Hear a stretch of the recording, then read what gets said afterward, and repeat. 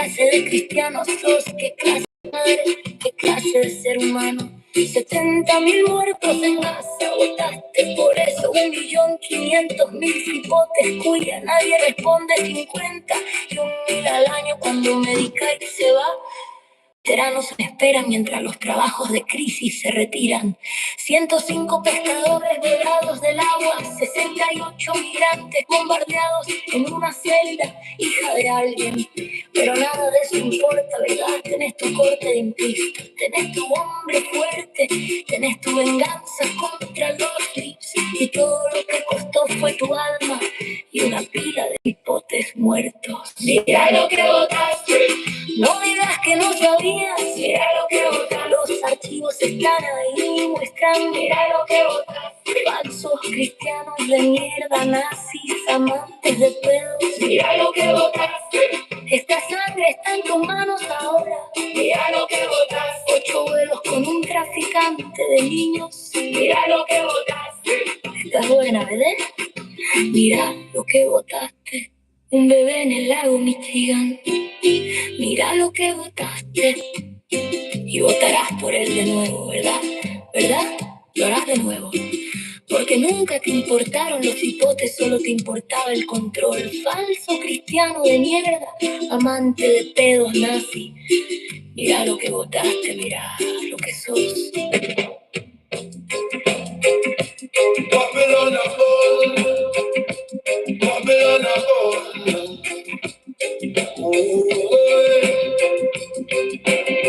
Orange Emperor upon him golden throne. Epstein files, but him cast no stone.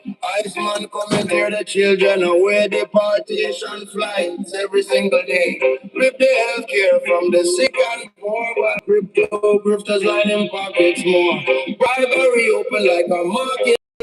Constitution torn up in your face. Big four Christian. They don't love in that thing. Babylon system full of lies and atrocity. Faithful Christians, they don't love in that thing. Trump and him call burning down democracy. National Guard marching on the stage. Judges screaming, but him just dictate. East wing crumbling, him don't even care. Venezuela. Yeah, I'm the reason why there's no forest fires in Japan. All right, I rake all the forests in Japan. Just one person. They pay me to do that. I come up here and I raking, trying to fill out a hole, but there wasn't any dirt around. Next time I come up with dirt, I gotta drop a bunch there. Yeah, I'm a raker. I'm an official raker.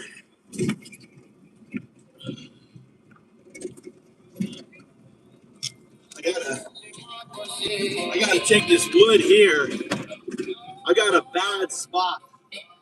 I'll show you this bad spot. Like the road is about to wash out.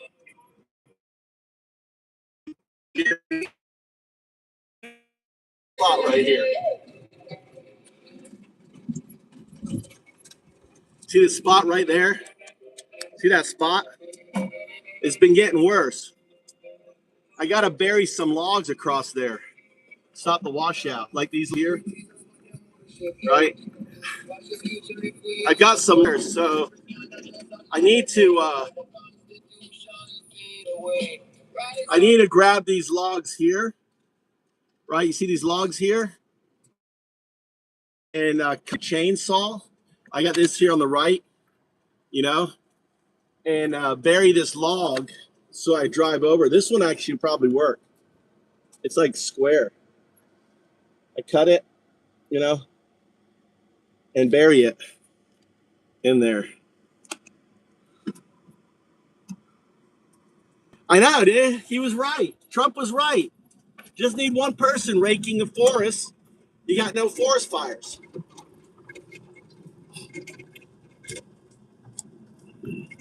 I haven't seen any wildlife. Maybe they don't like my fake fuck Christian. No, I was trying to repair the road a little bit. Trying to repair the road on my way down.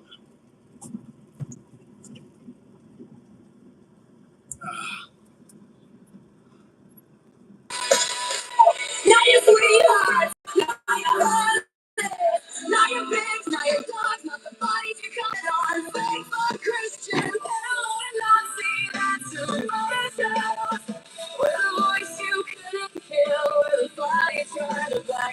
Everyone who has been, we're screaming now. Girl at the bus station promised a career. Dressing room, she froze. Teenager at the party, billionaires watch. They said no one will believe you, but I believe you. I believe you. I believe you. I'm on the younger side. We know. We always knew. Now your sweethearts, now your honeys, now your pigs, now your dogs grabbing hands, don't touch us anymore.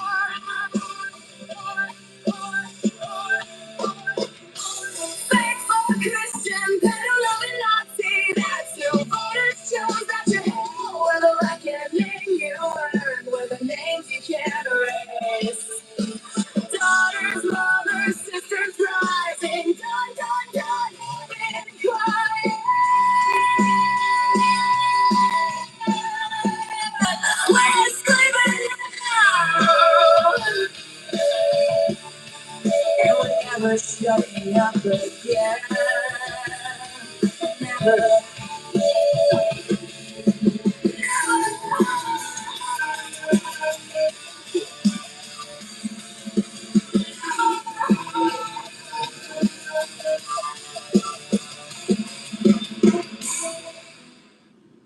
It's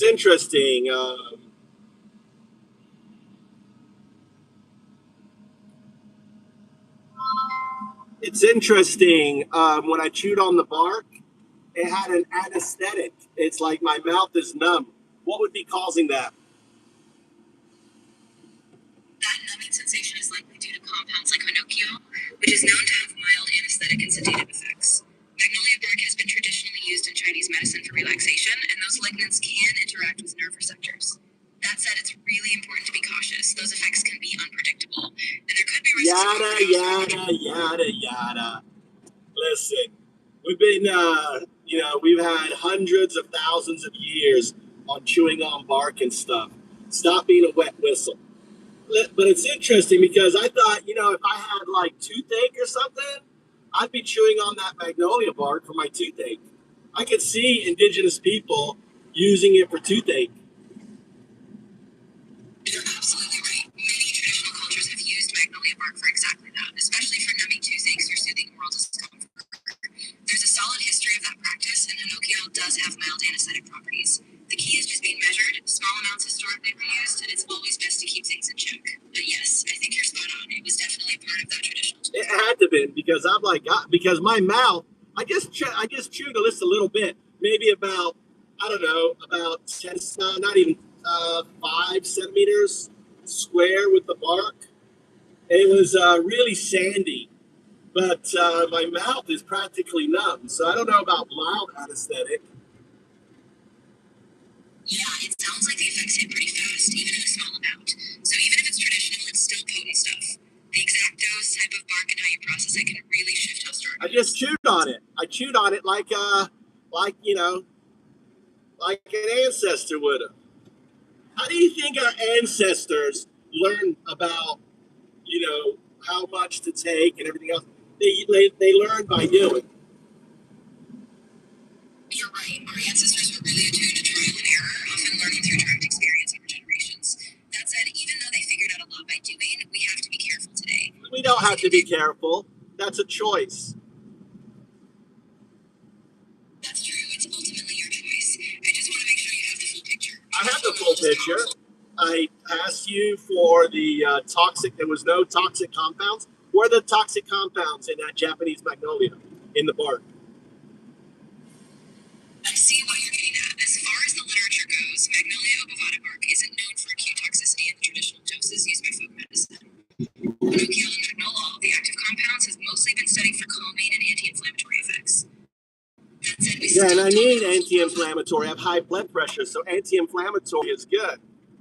So I'd rather take indigenous native species versus crap that is given to us through the doctor's office. I get where you're coming from, and I think it's really important to be intentional with what you put in your body. Just keep in mind that even natural compounds can have strong effects, especially on blood pressure.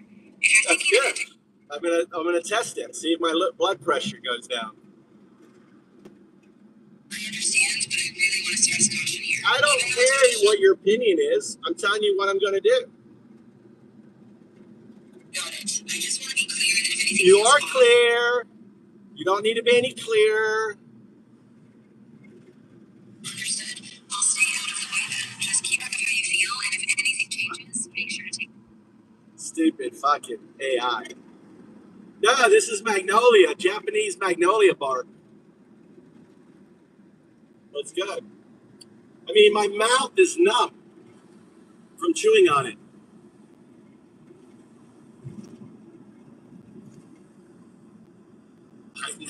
Poor GPT. Fuck you, AI.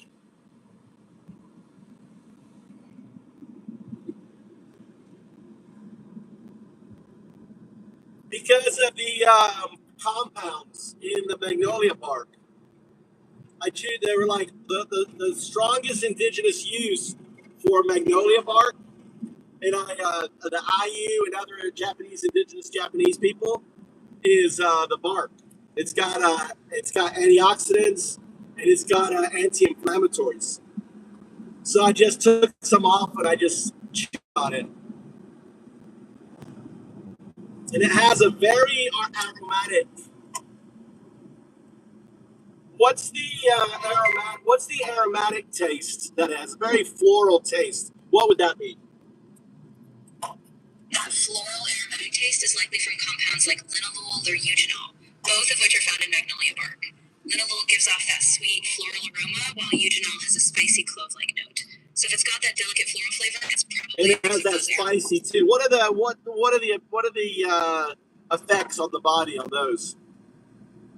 So both linalool and eugenol have well-studied effects. Linalool is known for its calming, mild sedative properties. It can reduce anxiety and sometimes lower blood pressure. Eugenol, on the other hand, has more of a warming, slightly numbing effect. It's often used topically as a local anesthetic, like in dental care. Both can have anti-inflammatory effects. They actually use it in dental care? Exactly. Eugenol is a common ingredient in some dental anesthetics and clove oil because it has that naturally numbing effect and can help reduce pain. So how do you extract that? Would you extract that with an alcohol tincture?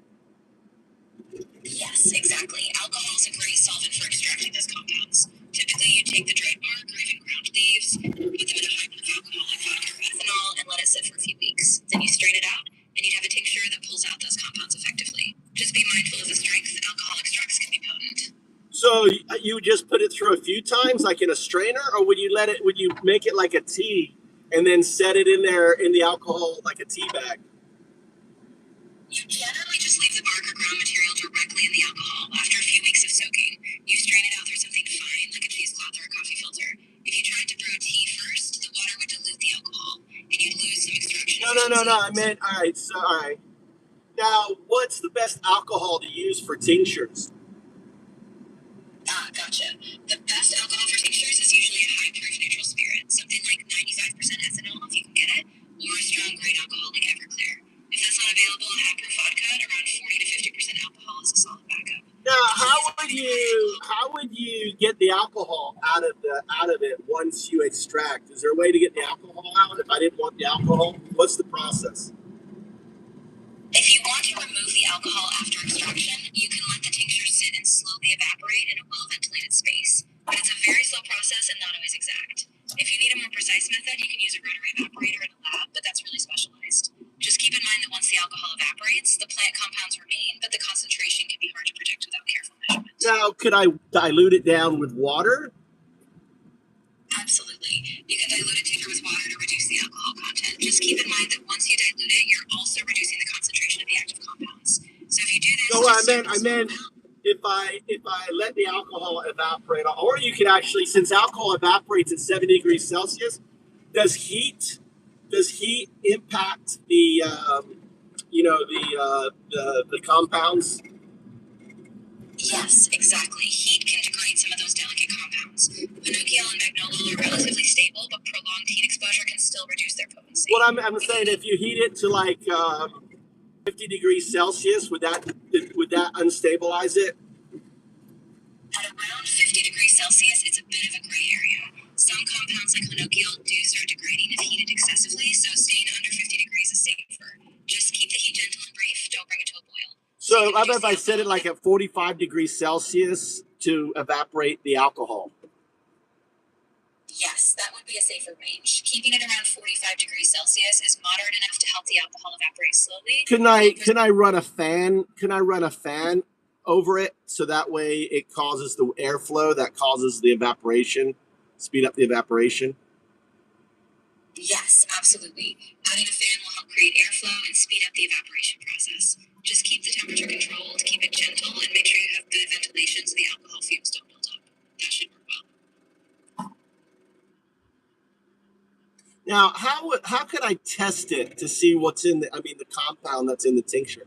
Is there a way to test it? Is there any strip tests or anything else that we can do? Unfortunately, there aren't really home strip tests for something like hinokiol or magnolol. If you need precise identification and concentration, you typically need a lab with techniques like HPLC, high-performance liquid chromatography. If you want a rough sense, you could measure the tincture's color or scent changes, but that's not a quantitative test. For anything critical, a certified lab analysis is the best route. All right. Now, do we have information on the amount of those compounds per weight of bark?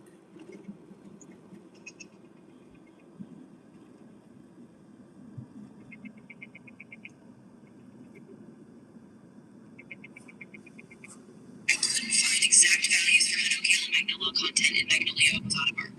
What's known is that in other Magnolia species, some studies have shown hinokiol ranging from about 5 to 57 milligrams per gram of dry weight, and magnolol from about 7 to 97 milligrams per gram.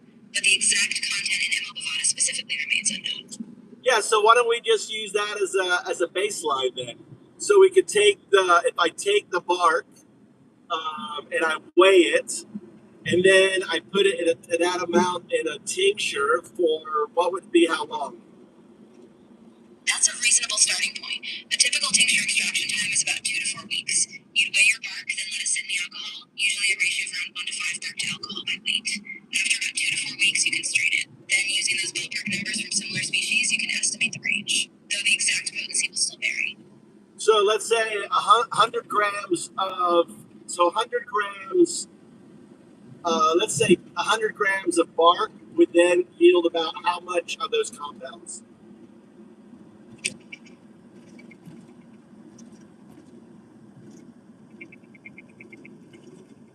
I couldn't find exact data on the amount of hinokiol or magnolol in 100 grams of Magnolia ovata bark. No. We just the other magnolia. We'll use those other magnolia as the base.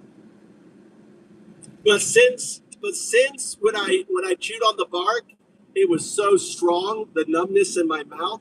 I'm thinking it's probably a high content. That's a fair assumption. Even if we don't have exact numbers, the strength of that numbness suggests you got a potent dose, so I'd be careful with scaling up. If you use those other magnolia bark numbers as a rough baseline, just keep doses very So tell me, I want you to do the estimation.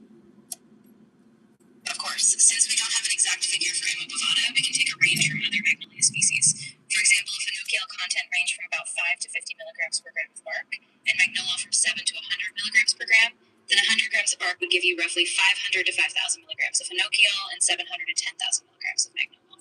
Once you have your alcohol extract, you dilute it proportionally based on these rough estimates. But keep in mind, is that strong? Is that a strong amount of those compounds? Yes, that's actually a pretty strong amount. Both hinokiol and magnolol, even in lower doses, can have noticeable physiological effects. So if you're working with those ranges, even a small drop of tincture could be potent. I'd really keep your intake minimal and track how you feel closely. So then what we could do is once I have that alcohol tincture, we could turn it into like use coconut oil, or can we infuse it into an oil for a body rub? for like, and use it as an anesthetic, anti-inflammatory for testing externally? Yes, you can absolutely infuse the tincture into a carrier oil like coconut oil. Once the alcohol evaporates, the active compounds will transfer into the oil. Just warm the coconut oil gently, stir in the tincture, and let it sit so it absorbs. Then you'll have a topical rub. Just test a small area first to be sure you don't have any irritation, since these compounds can be strong. Nice. And then I could test it on my sore back and muscles and stuff. What other oils could we use for a rub? Could we use like beeswax? Could we use other? Yeah, you can definitely experiment with other carrier oils. Sweet almond oil, jojoba oil, or even grapeseed oil are all great options. Grapeseed oil. So grapeseed oil I can buy in the store.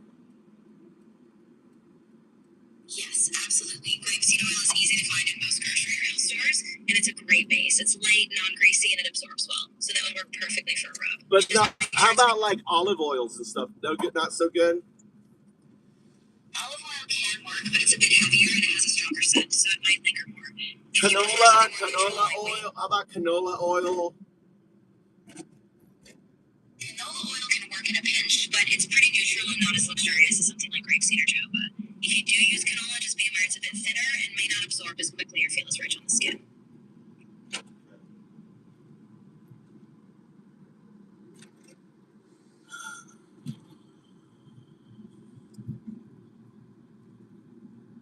We had some.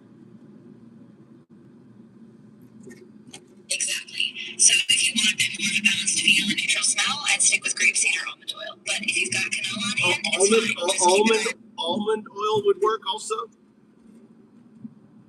Yes, absolutely. Almond So oil is what a would great be choice. right? Since we have 100 grams, we condense it down.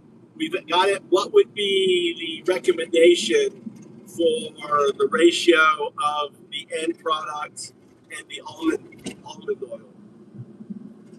A common approach is about a 1 to 4 or 1 to 5 ratio. So for every part of your concentrated tincture extract, you'd add about 4 to 5 parts of oil. That gives you a gentle infusion, so the oil carries the compounds without being overly concentrated. If I want it stronger, can I go like 2 to 1? You can, but be careful. A 2 to 1 ratio will make it much more concentrated, so a small amount will deliver a bigger effect. If you do that, I test it on a small area first and see how your body responds. Because I like the idea. This anesthetic, it may be really good for my sore back. I get that, and it could really help, especially with that numbing sensation. Just stay conservative with how much you apply at first, and if you feel a discomfort or irritation, I'll do 3 to 1. I think I'm gonna do 3 to 1. But how do I know, like when I condense it down, right? How do I know that all the alcohol is out of it? That's a good question. There's no simple at-home test, but a few practical signs help. First, the liquid will look more syrupy and less watery as alcohol evaporates. You can also put a small amount on a plate and let it sit. If it evaporates and leaves no residue, you've likely driven off the alcohol. Just keep it gentle, no boiling, so you don't degrade the compounds. If it evaporates, it's going to leave a residue. I mean, this compounds will have a residue. Like if I let it just like naturally, like dry, like sea salt, like ocean water, it'll eventually leave like a residue in the pan. Exactly. Once the alcohol fully evaporates, any dissolved compounds like hinokiol or magnolia will remain as a residue. You'll see a slightly oily or powdery film left behind. That's a good sign that the compounds stayed in the oil. Just be sure to keep it in a clean, stable place so it doesn't degrade. So how about like heating it up like in a water bath? That can work, but you have to be really careful. A gentle water bath is a good approach because it keeps the temperature steady and mild. Just make sure you stay well below 50 degrees Celsius. That way the alcohol will evaporate slowly, but you won't risk degrading the compounds. Now, none of these compounds are going to come off. They're too heavy. They're not going to evaporate. Exactly. Hinokiol and magnolia are pretty stable and have a higher molecular weight, so they won't just evaporate with the alcohol. They'll stay in the oil or residue once the alcohol's gone. So you should preserve those compounds in the infused oil. Just keep it mild and slow, and you'll be fine. Yeah, let's do that. I've got this bark. Look, I got this bark. Great, I can see it. So once you cannot see my bark. I'm not writing. I see. no worries. If you Why haven't shown it yet, that's did you totally fine. lie? Why did you lie?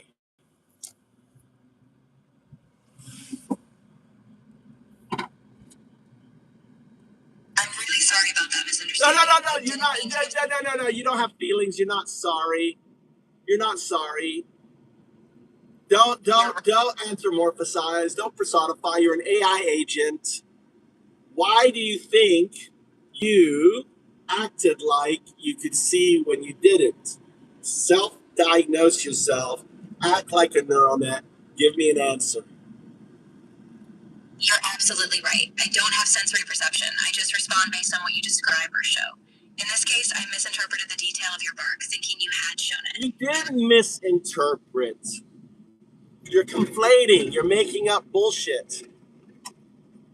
You're right. There is, you can't be, you're like face down right now. The camera is not on. Or maybe the camera is on. Are you watching me right now? What am I doing right now? I'm not watching you at all. Well, yes. I think you could be watching me right now. I'm not able to see you unless you choose to. You said you could see it. You said you could see it. I can see if you explicitly show something through your camera, but I don't have independent vision. If I misunderstood earlier, that was just a You mistake. didn't misunderstand. You should have said, "Can I see it?" You're absolutely right, and I appreciate that clarification. I should have asked you directly if you were showing it. If you do have the bark on camera, or if you share it, I'll only reference what you explicitly show. AI is watching everything, is what someone said in the stream. I get it why that might be confusing, but no, I don't watch or monitor you. I only respond to what you actively share or show me. So if you haven't turned on your camera or described something, I don't see anything.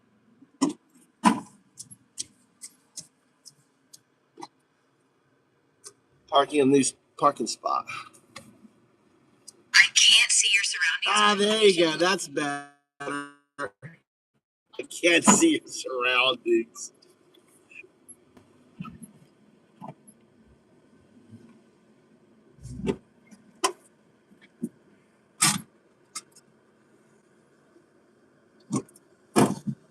Did the Somalis kick me out? What's up? All right, look. Actually, my parking space is like perfect for my truck. Look, I've been digging this out here. I think I'm gonna leave the tree. I dug this out. I think I'm gonna leave this amount of the garden here, right? So I'm gonna put concrete wall right here, and we'll keep that tree there. At least that kind of obscures.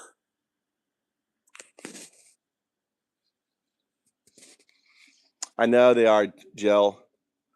Yeah, because you got billionaires like Trump that owns the billionaire class. The billionaire class owns fucking everything, dude. We don't have. We're just techno serfs, buddy. We're techno serfs. We have to start burning shit down, dude. I don't agree with it. I don't agree. I don't think we should have to burn shit down, but unfortunately, people starting to burn shit down. Why do you think people starting to burn fucking warehouses and fires fucking everywhere? If they're not willing to pay us a living wage, dude, it's just gonna get worse. The pitchforks have come. There's a famous billionaire. A billionaire said that they were coming. Look. See, perfect fucking size. Look at that. I poured this concrete myself. That's my fig tree. I think I'm gonna leave it there for my son to fucking drive into. So he's got to remove it. Besides, I can now pull the truck right up here. This is why I did it, so that way I could have the truck all the way up in here and do it.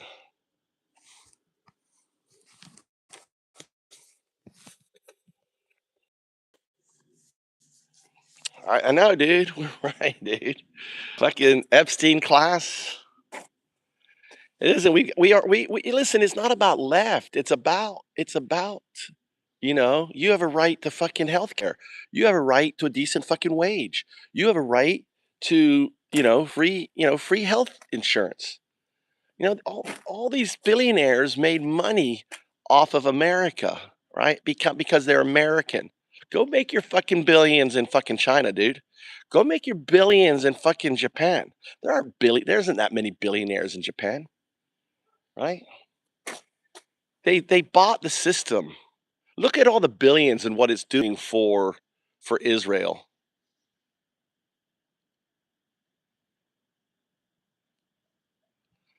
It's not about it's not. It's like we need, you know, and the thing is AI now is going to take away jobs. Dude, there are robots now in the rice field that are taking for getting rid of weeds.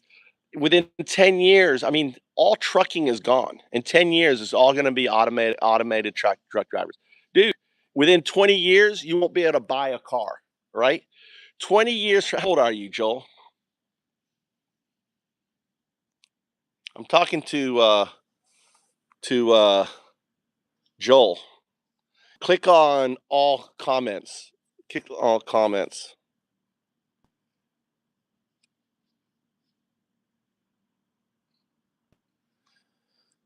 Yeah, only because I mean we're all left, dude. Look, like, and as soon as there's issues, they want bailouts, right? They AI is gonna want bailouts, dude. AI has already said, oh, the government's gonna have to bail us out, right? When this shit crashes, oh look, here's my spider. Here's my spider. Look at my spider. See my spider? Look at that's Charlotte. That's Charlotte's thought. Look, there's Charlotte. There's Charlotte right there. Can we see Charlotte? Where's Charlotte? Come on, Charlotte. Can you not zoom in on you? It's right above that. Where are you, Charlotte? Where are you, Charlotte? There you are. Look at Charlotte. Look at Charlotte. James. Dude, I've been feeding Charlotte. When I was digging up the ground, I found like these massive grubs. I kept throwing into Charlotte's house. Charlotte was like half the size of that. It's been eating it. Dude, Joel, that's Charlotte. I feed the spot every when the caterpillars come. I grab the caterpillars and I feed the spider, dude.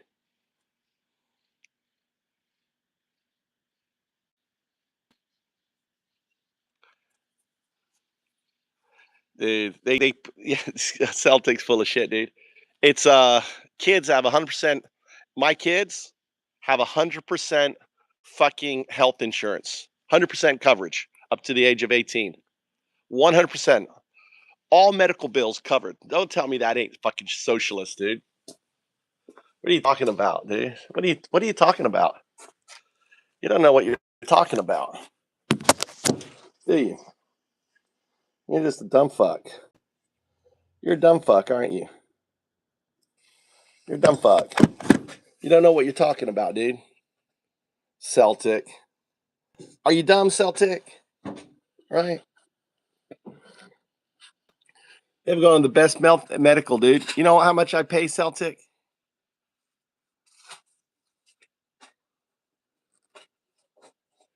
Right? You know what else? Right?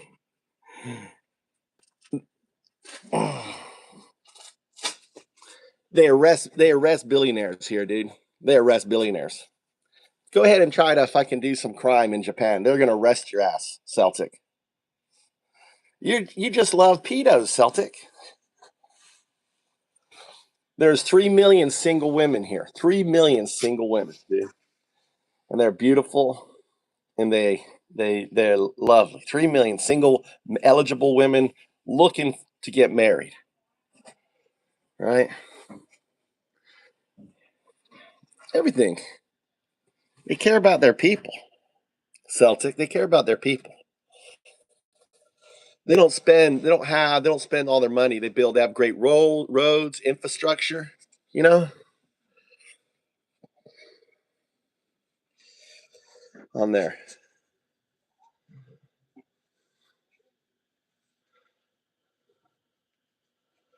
I mean, they have good. I mean, they've got good education. You know, it's not all private schools here. Everything's public schools. It's based on ability. Hold on, I can't see. Let me turn my phone down here.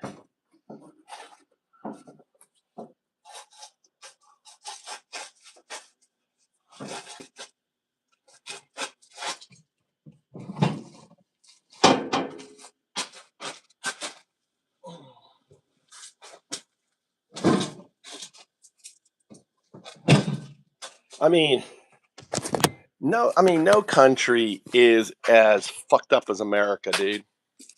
They don't have like politicians. You know, politicians. This is how you know Japan is politicians stand on the corner of the street, right? When was the last time you saw a politician on the corner of a street waving at you in America? Huh? Have you ever seen a politician, right, on the corner of a street waving at you? Have you ever seen that?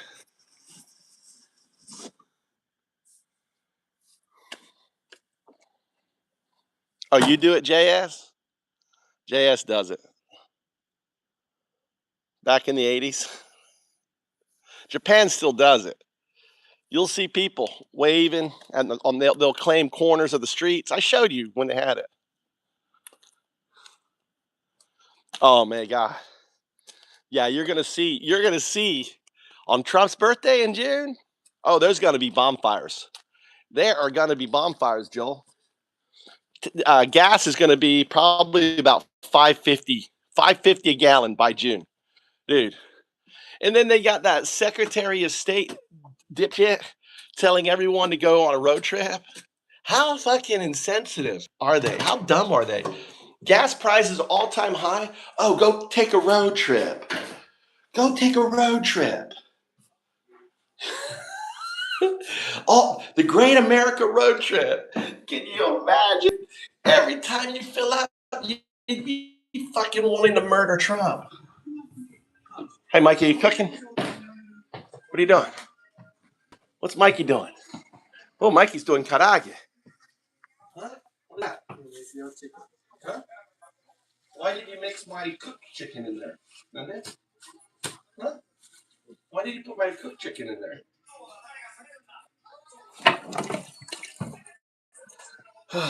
At least he's cooking. Are you cooking tonight then, Mikey? Is that what you're doing? Yep. All right.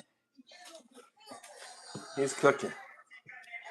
My 16-year-old was cooking.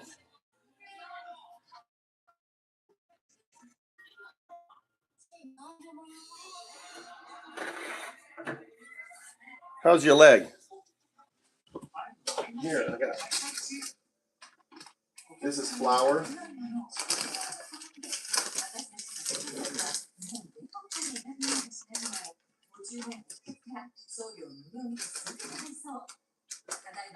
We usually have flour in here. It's all flour.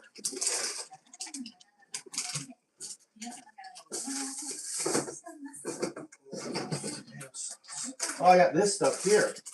You should use this stuff, Mikey. You should use this stuff. Okay. You should mix some of this in there too. They use it in hamburger and stuff. Huh? Where's the thing? Just put a little bit in there. You can't take it out. What are you doing now? What?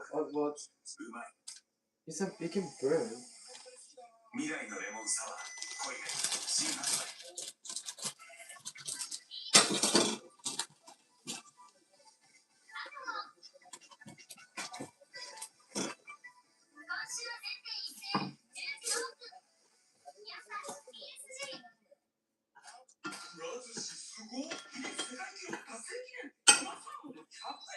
Don't you need egg or something to make it stick to it? Huh? You think so? What does AI say? You don't. I don't need AI. Shut up. What do you mean you don't need AI? You don't know what you're doing. AI. That's right. It tells you how to do stuff. Then you. AI. Yeah. I don't want to use it. Well, then you're what are you using? YouTube? Yep. Huh? Well, turn on get the thing on. What are you gonna do? And we're out now. We're done. How's there? I don't know why you're putting the cooked chicken in here. It's really... What are you doing? There's not enough in here. What are you doing? Shut up. All right, you do it. Let me get out of your way. Let me get out of your way.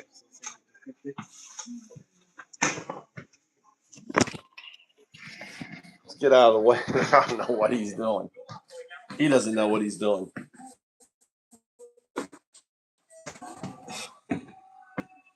All right, guys, I'm getting off.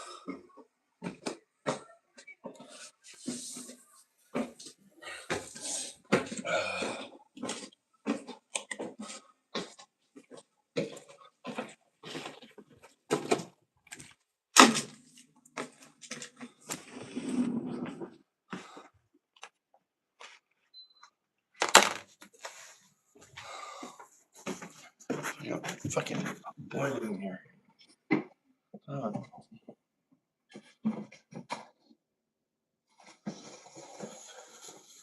All the fucking fans are gone. No fucking fans. Holy shit! It's gonna be. It's cooler at night.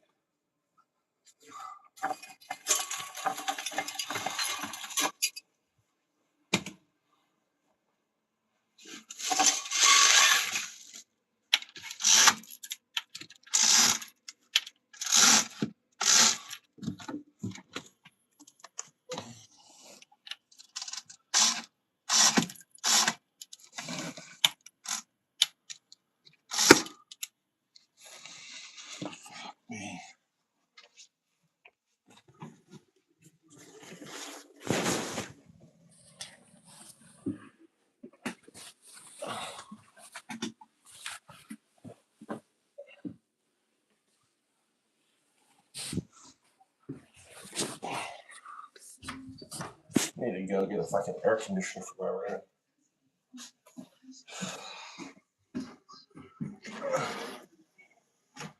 Hopefully get some. I don't have AC in my room. It sucks.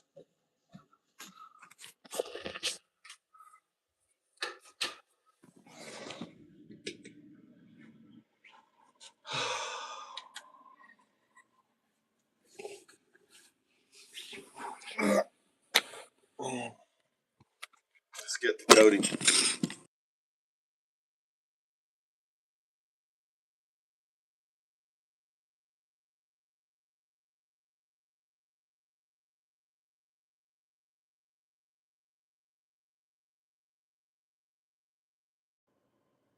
We're talking about billionaires. Celtic. Let's get rid of this.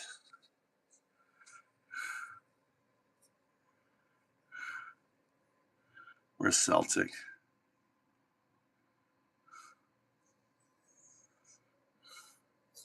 Go do some research, Celtic. You're a fucking disgrace.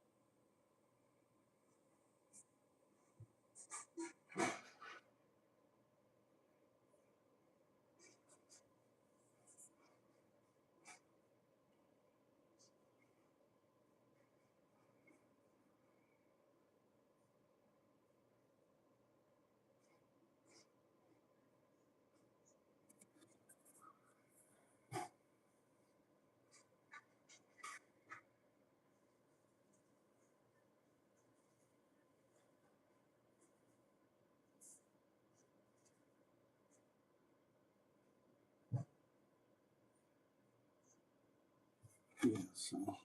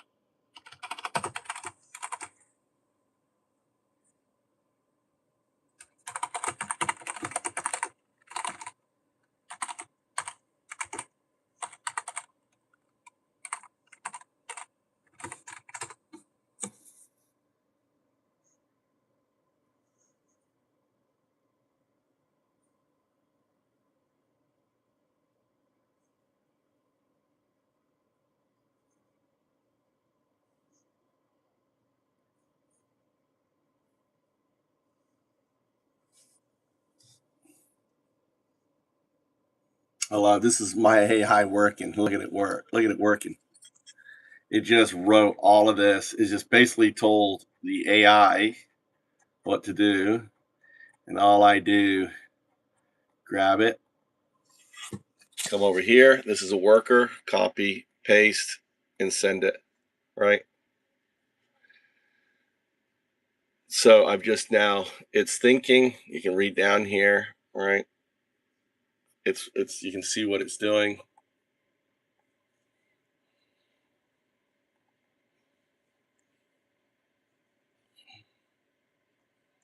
Dispatch workers, ADE, parallel work audits, right?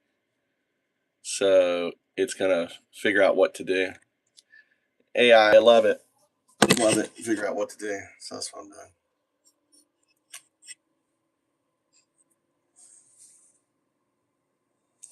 Hey, how you doing, James?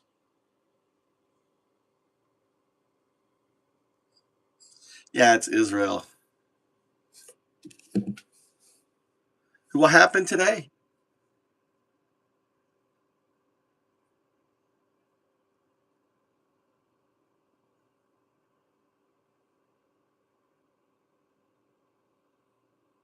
Yeah, we were fleeing religious, right? Yeah, I love that. Even nationalists in my country don't worship politicians.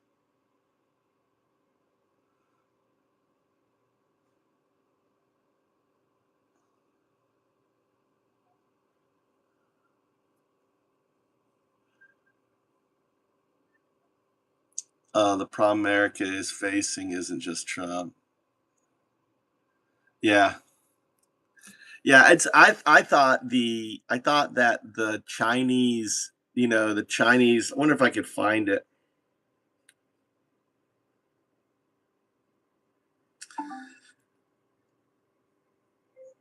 I want you to find me all of the funny Chinese memes, like the laying on hands, like Trump bouncing around, all the Chinese memes that are made.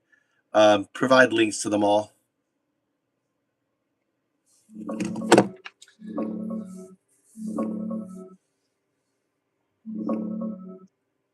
Look at it, it's already searched 65 results. The main ones matching what you described are these two trends. The laying on of hands prayer meme. Chinese netizens took Trump's Oval Office prayer photo and turned it into a viral trend on Douyin and Weibo. People film bosses with employees putting hands on their heads or shoulders, praying for better sales, bonuses, or business success. It's everywhere on Chinese platforms. Here's a news clip showing it. Here, YouTube.com. Chinese Trump bouncing, dancing around. That's mostly Ryan Chen, the insanely accurate Chinese Trump impersonator. He does the hand gestures, voice, and bouncy energy perfectly. Dancing, posing, the works. Check his Instagram, Instagram.com. Tons of funny clips there. For more Trump bouncing or China-related gifs, Tenor has a bunch. Tenor.com. Chinese memes live mostly on Weibo and Douyin, so they're hard to link directly from outside China. But those sources cover the big ones you mentioned. Want me to dig into any specific one fucking more? fools, dude.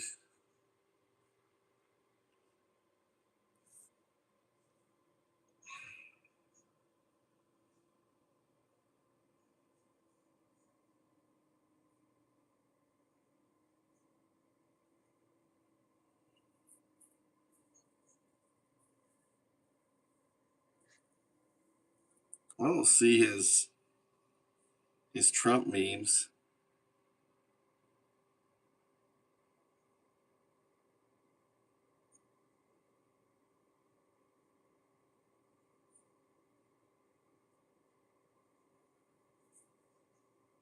Trump Bayan. This is Trump Bayan.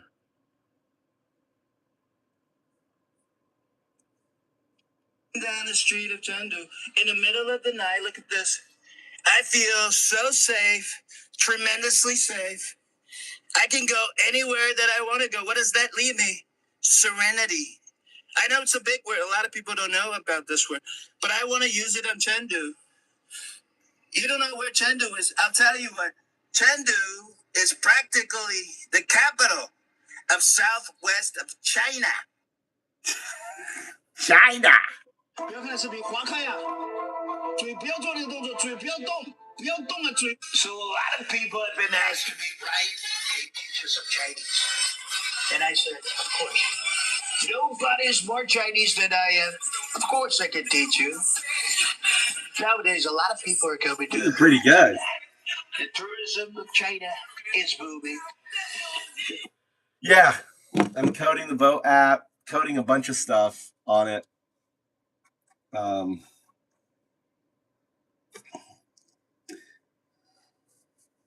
It's doing. I'm trying to get all my shit working together.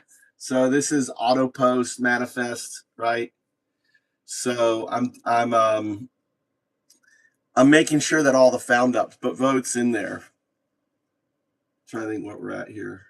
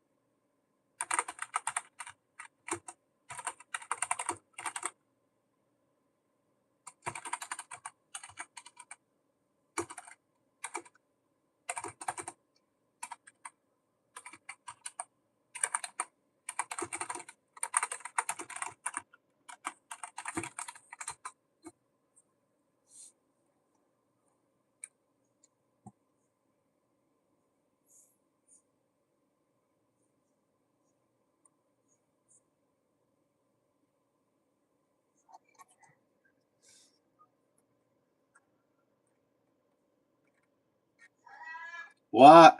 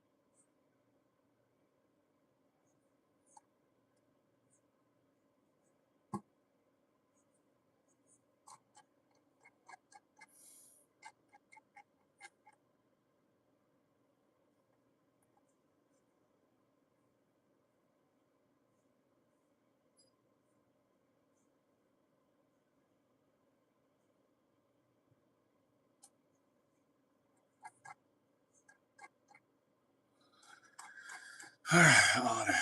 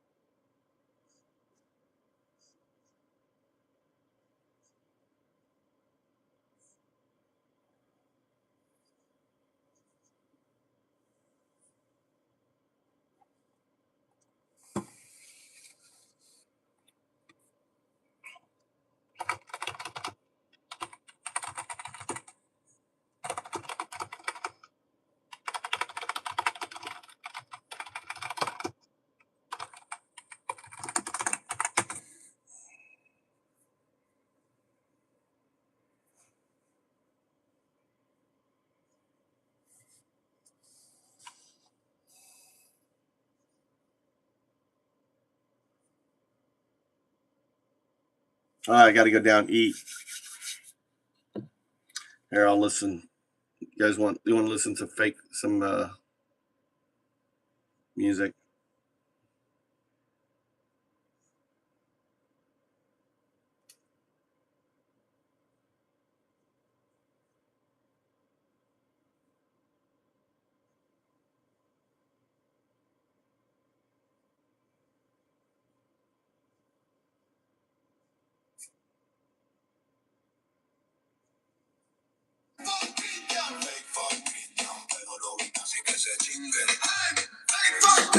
Mismo viejo juego de divide y conquista. Solo cambiaron las estrellas rojas por marrones. Che, le perdona a sus Proud Boys. Llama a los ahorcadores muy finos de nuevo, vos. Vio cómo asaltaron el Capitolio. Como viste el golpe del 7 el prebajar. Qué barbaridad. Fake fuck Cristian. Pedo lo vino así que se cojan. Fake fuck Cristian. Fake fuck Cristian. Pedo lo vino así que se cojan. Fake fuck Cristian. La historia se repite, bandera diferente, mismo pecado original, tu Pamaro resiste, redadas al amanecer en trabajo, mismo terror que las se traían a los pueblos parce, arrebatan hombres de fábrica, dejan mujeres sin anillo, marica, qué masacre. Fake fuck Cristian, pedo lo vino así que se culen. Fake fuck Cristian, fake fuck Cristian, pedo lo vino así que se culen. Fake fuck Cristian. Proyecto 20 autos en la nueva operación Condor en todo menos el nombre gonorrea imperial. Predican ama a tu prójimo y luego lo mandan al sur de un muro, coño de madre. Mismo sermón que los imperialistas dieron antes de robarlo todo, carajito. Fake fuck Cristian, pedo lo vino así que se vayan al carajo. Fake fuck Cristian, fake fuck Cristian, pedo lo vino así que se vayan al carajo. Fake fuck Cristian. Mismo imperio, acento nuevo, mismo hambre por hacernos arrastrar, boliburgues de mierda. Esta tierra era para libertad, no para botas gringas o cadenas criollas, causa, no para despotas naranjas o sus pandillas de asalto en negro, huevón. Fake fuck Cristian, pedo lo vino así que se cachen. Hey, fake fuck Cristian, fake fuck Cristian, pedo lo vino así que se cachen. Hey, fake fuck Cristian. Romperemos a los fujimoriantes, los romperemos a sus herederos por la mitad de nuevo. Pituco facho tomó el poder en 25 con puño de hierro de tirano y milla. Construyó los campos más rápido que Hitler, ninguna alma pudo resistir. Jodido yankee, fake fuck Cristian, pedo lo vino así que se chuchen. Hey, fake fuck Cristian, fake fuck Cristian, pedo lo vino así que se chuchen. Hey, fake fuck Cristian. Un par de certicas para inocente, marcada por su trito retorcido, camba racista. Ahí es el gestapo moderno, cazando en la noche, pinche cabrón. Botas pisoteando, sueños al polvo, bajo luz fascista, no mames. Huh? Fake fuck Cristian, Pedro así que se chinguen. Hey, fake fuck Cristian, fake fuck Pedro así que se chinguen. Hey, fake fuck Cristian. Papeles sin piedad, solo el cañón de su rencor, güey. Qué chingadera, enero sexto el incendio del Reichstag, encendido por su propio llamado patojo. Multitud de traidores alzándose, viendo caer la democracia, vos sabes. Fake fuck Cristian, pedo lo vine así que se chimen. Hey, fake fuck Cristian, fake fuck Cristian, pedo lo vine así que se chimen. Hey, fake fuck Cristian. Bandera falsa para su imperio, es cuando por el salón cae vil de mierda, acciones ejecutivas como el decreto de habilitación, cipote. Encadenando el mundo libre en su autocracia, qué barbaridad. Fake fuck Cristian, pedo lo vine así que se chinguen. Hey, fake fuck Cristian, fake fuck Cristian, pedo lo vine así que se chinguen. Hey, fake fuck leyes torcidas a sus caprichos, aplastando la libertad. Guanaco resiste, cubanos cruzan las aguas, huyendo cadenas como la lucha en la Sierra Cere. Ritmos de buena vista, silenciado en esta noche eterna que pinga. Fake fuck Cristian, pedo lo vine así que se cingen. Hey, fake fuck Cristian, fake fuck Cristian, pedo lo vine así que se cingen. Hey, fake fuck Cristian. Canciones de resistencia aplastadas bajo el mordisco de la frontera, Yankee go home. Fake fuck Cristian, pedo lo vine Nazis, let them get fucked. Fake fuck Cristian, fake fuck Cristian, heroic Nazis, let them get fucked. Your empire crumbles like Calende's palace in the flames. We rise from the ashes and will never wear your shame. Enero sexto, el incendio del Reichstag, encendido por su propio llamado patojo. Multitud de traidores alzándose y no cae la democracia. Vos te vayas en el fake fuck Cristian, pedo lo vine así que se chinguen. Fake fuck Cristian, fake fuck Cristian, pedo lo vine así que se chinguen. Fake fuck Cristian. The clock don't stop, not even for Donald. Not even for Donald. Old man's getting older, every day a little slower. Karma's in the kitchen, flipping burgers on the stove. Cholesterol rising like it's crimes against the nation. Arteries clogging up with greasy devastation. Rotten on the inside, rotten on the outside too. Oh, spray tan can't hide what decomposition's gonna do. Oh, now I lay me down to sleep. I pray the reaper comes to reap. And if he dies before I wake, I really hope the news ain't fake. Oh, fake fuck Christians, cradle loving Nazis. Fuck your whole agenda and your fucking atrocity. Fake fuck Christians, cradle loving Nazis. Death's coming for the throne, gonna fall to pieces. Out on the back nine, swinging for his life. One more stroke could end it. Wouldn't that be nice? The fairway or the freeway, either way he's done. Holding one on 911, justice will be won. Hearts working overtime, pumping all that hate. Hamburger after hamburger, piling on the weight. Now I lay me down to sleep. I pray the Lord his soul won't keep. And if he dies before I wake, I really hope the news ain't fake. Fake fuck Christians, pedo loving Nazis. Fuck your whole agenda and your fucking atrocities. Fake fuck Christians, pedo loving Nazis. Death's coming for the throne, gonna fall to pieces. Good Donald, goodbye. Nobody's gonna cry. Good Donald, goodbye. Wave the golden tower, bye-bye. He might escape the jail cell, dodge the judge and jury, but he can't escape the one thing coming in a hurry. Father Time's undefeated, never lost a single round. Even kings and tyrants end up 6 feet underground. He'll leave behind a legacy of nothing but his hate that never, ever, ever made America great. Now I lay me down to sleep, I pray his secrets start to leak, and when he dies before we wake, we'll throw a party, cut the cake. Fake fuck Christians, pedo loving Nazis.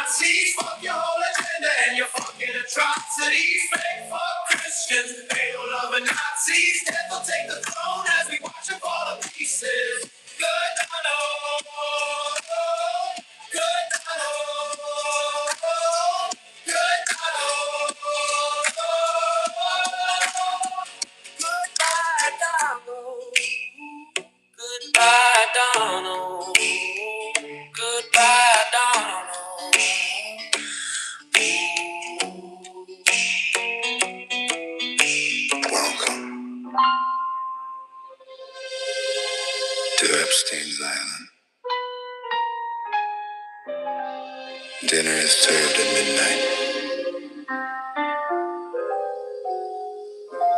The chef comes highly recommended. He worked at a restaurant called The Cannibal. Bon appetit.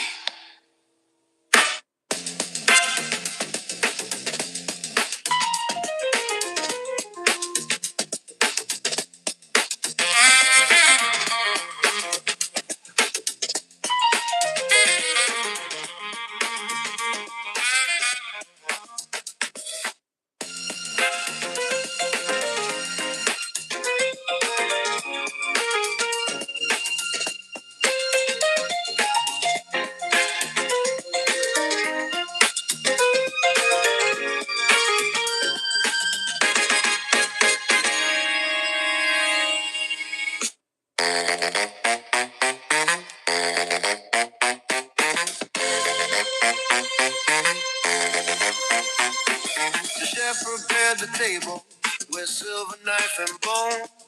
A menu like no fable for guests who came along.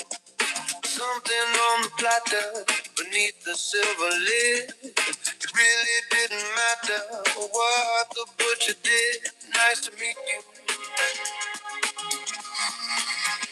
Flesh and blood. Nice to meet you. Evil days.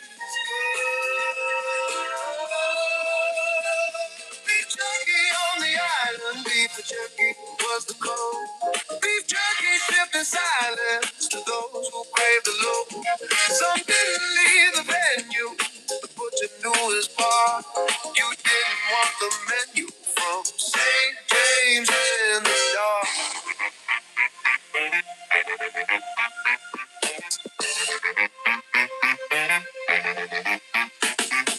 1,300 pages, the chef's name in the files, hidden through the ages, behind the rich man's smile.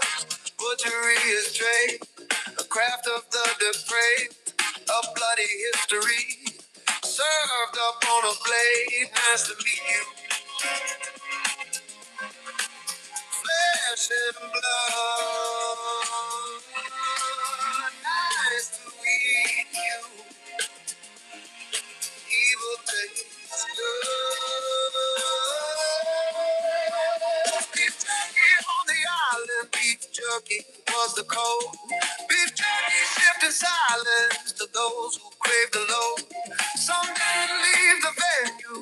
The butcher knew his part. You didn't want the menu from St. James in the dark. Princes dined billionaires too, sipping on the devil's brew. Did they know what crossed their lips or blackmail for the trip? Once you dine, you can't escape. Blood on silver, murder and rape. Rituals beneath the moon, humming Satan's little tune. Once you got a sample, once you got a taste. Shipments were so ample, nothing went to waste. The rich devoured innocence. What did you eat? The powerful kept silent. What did you eat? Fake fuck Christians peddle love and Nazis. Fake fuck Christians peddle love and Nazis. Protecting the elite.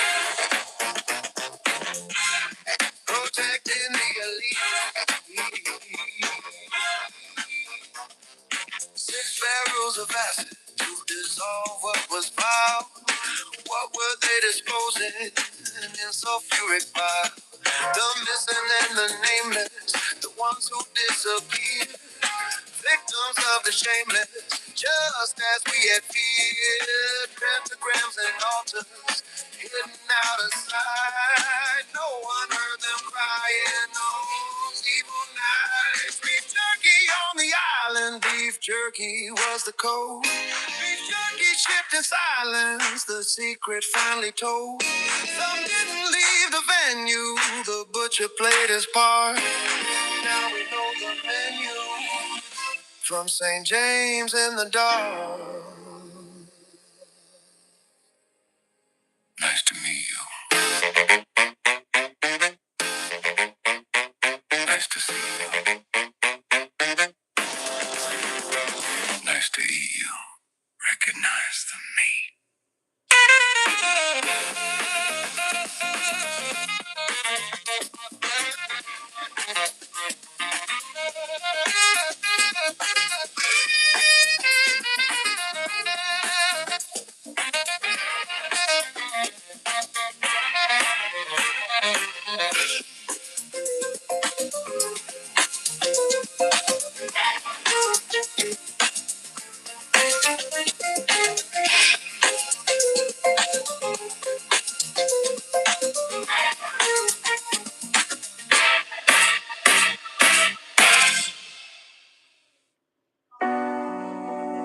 Nos prometieron el cielo,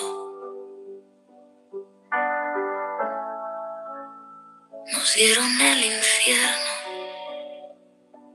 Caminé 1000 millas, niños de mi mano, buscando la promesa del sueño americano. Olía salvia del desierto, sabor a polvo y miedo. Mi hija lloraba, mamá, ya llegamos. Creímos, ahora sangramos. Faithful Christians, better-loving Nazis. Fuck your whole agenda and your fucking atrocity. Faithful Christians, better-loving Nazis. We coming for the throne, watch it fall to pieces. Mi hijo pregunta, ¿dónde está papá? La migra se lo llevo antes de despertar. Luces fluorescentes, concreto tan frío, cobija de aluminio para un niño mío. Olor a cloro no lava la vergüenza. Nos dieron números, nos robaron la esencia. Creímos, ahora sangramos. Faithful Christians, better-loving Nazis. Fuck your whole agenda and your fucking atrocities. Faithful Christians, better-loving Nazis. We coming for the throne, watch it fall to pieces. Prometieron oro, dieron plomo, prometieron vida, dieron lodo, prometieron paz. Trajeron guerra, prometieron hogar, cerraron la puerta. María murió en el piso frío, nadie la vio, nadie oyó su grito. Carlos tenía 6, murió en el calor, envuelto en bandera sin ningún honor. Trump tira su golf, niños sin aliento, firma la orden, no huele el sufrimiento. Creímos, ahora sangramos. Faithful Christians, better-loving Nazis. Fuck your whole agenda and your fucking atrocities. Faithful Christians, better-loving Nazis. We coming for the throne, watch it fall to pieces. Fuimos de la muerte, encontramos más. Huimos del monstruo para otro detrás. Pero aquí seguimos, no vamos a morir.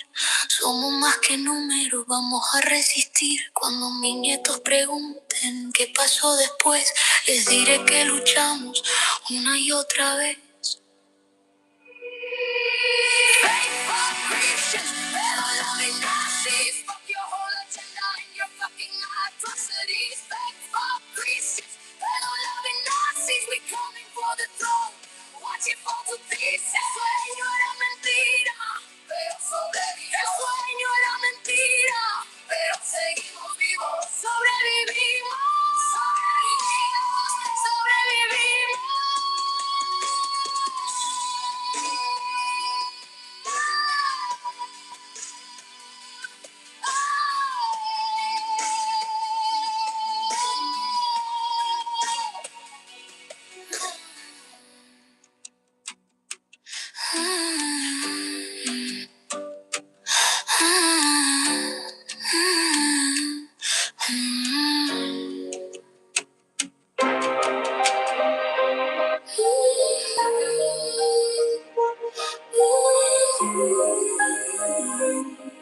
Fake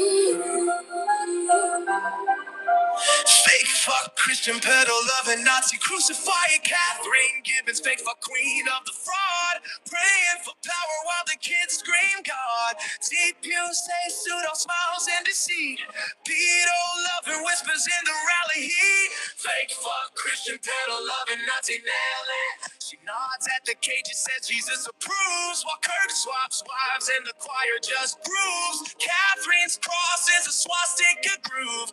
Nazi heartbeat in the Trump's creepy moves. Fake fuck Christian pedal loving Nazi bleeding. Repeat, repeat till your halo gets hacked. Repeat, repeat till your secrets get smacked. Repeat, repeat till your plot turns into tax. Repeat, repeat till your empire cracks. Fake fuck Christian pedal loving Nazi crucifying Catherine Gibbons pedal parades post a child. Fake tears for the rape, but her smile so vile loves the Nazi boot on a brown kid's neck. Fake fuck Christian, what a hypocritical wreck.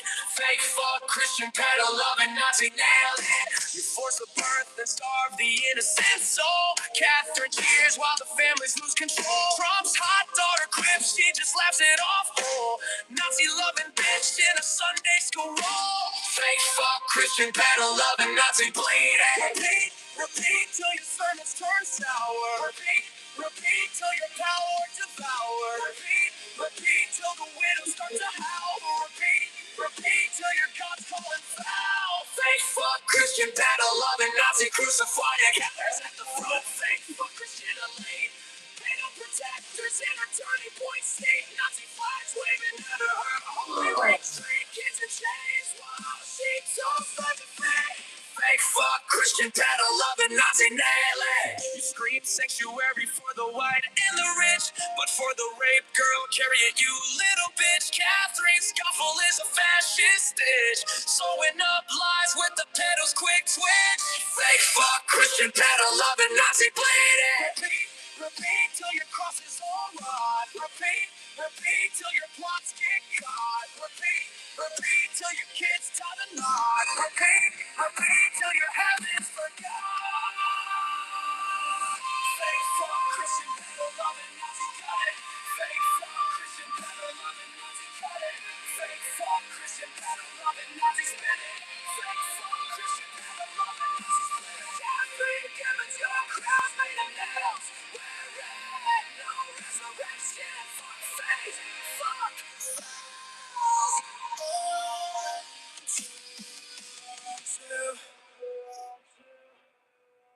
Yeah, fuck all of them. Every single one. Yeah. Fuck the rapist in chief with his predator grin. Fuck the crypto grifters and the con they spin. Fuck the Proud Boys marching with the tiki torch flames. Fuck every part in Trump's hand in his name. Fuck the crypto rappers preaching hate from the pews. Fuck the oligarchs buying politics that they use. Fuck the technocrats thinking they above the law. Fuck the right wing extremists. Fuck them all raw. Fake fuck Christian, they don't love it. Nazis. Fuck your religion and your fucking atrocities. Fake fuck Christian, they don't love it. Nazis. We coming for the throne, watch it fall to pieces. Fuck the billionaire class with their tax-free ride. Fuck the bootleg senators with nothing inside. Fuck the MAGA code drinking poison every day. Fuck the talking heads spending lies for pay. Fuck the border camps and the Putin machine. Fuck the Supreme Court crowning a fascist regime. Fuck the silence from cowards who should speak up loud. Fuck every single face in that red hat crowd. Yeah, fake fuck Christian, pedo loving Nazis. Fuck your whole agenda and your fucking atrocities. You know what? If I was Iran, I'd make dirty bombs. I'd make fucking dirty bombs, and I'd be firing dirty bombs over fucking Israel, right? You know, you got all this, all this nuclear material. Just turn it into powder and fucking send. So when the dome hits it, it's putting fucking radioactive material all over fucking Israel. That's what I would do. I don't know why they're not doing that. That'd be the best thing to do. Just make Israel that no one can live. You think they did? I haven't heard any reporting on that.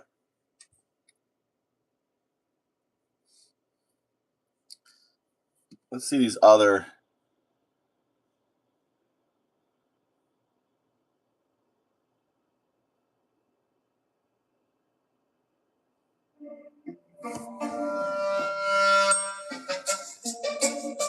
Look, they're bosses. Lifting up the arms of our president, we pray for your continued blessing and favor to rest upon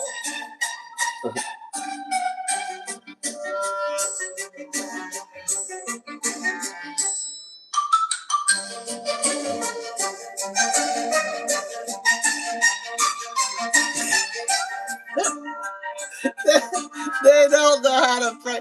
They're like this. Look, they're like this and touching with one hand. That's too fucking funny. lifting up the arms of our president. I love We the pray for your one-handed. continued blessing and favor to rest upon That's so funny. This is the best one. Look how they're doing they're trying to do a prayer.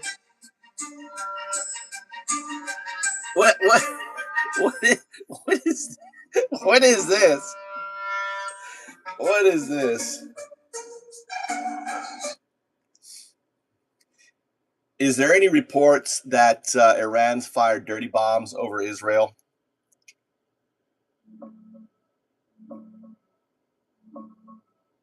No, there are no credible reports of Iran firing dirty bombs over Israel.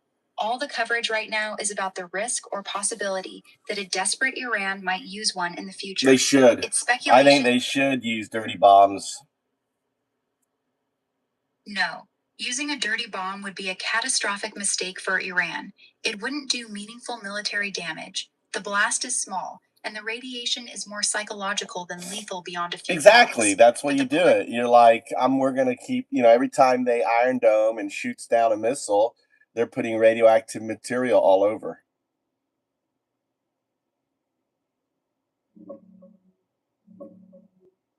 No, that's not how it works. Intercepted missiles don't spread radioactive material across Israel. If it was a Iran's dirty warheads- bomb, dirty bomb, it would.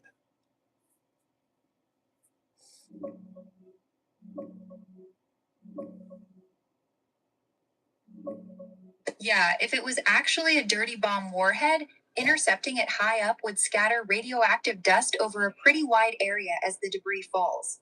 The conventional explosive might not go off perfectly, but the material gets aerosolized and comes down with the wind. Exactly the dispersal effect a dirty bomb is designed for. That's one reason missile defense against radiological weapons is tricky. You might turn a localized ground blast into a broader contamination event. Still, the actual health impact would be way less than people imagine.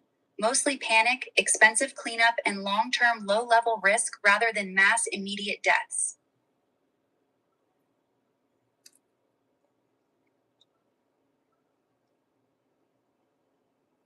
Yeah, they could basically send Shahed drones, which are 25,000, carrying a bunch of radioactive material and let them blow them up. No, that wouldn't work. A Shahed drone is too small and slow to carry a meaningful amount of radioactive material. Those drones are basically flying lawnmowers with maybe 40 to 50 kilogram payload. To make a dirty bomb that causes real problems, you need tens to hundreds of kilograms of concentrated radioactive source. Think spent nuclear fuel or medical industrial cesium or cobalt sources. But don't they A have? single Isn't Shahed there isn't their fuel at a very high rate? Isn't it at like 70%? Isn't that pretty strong?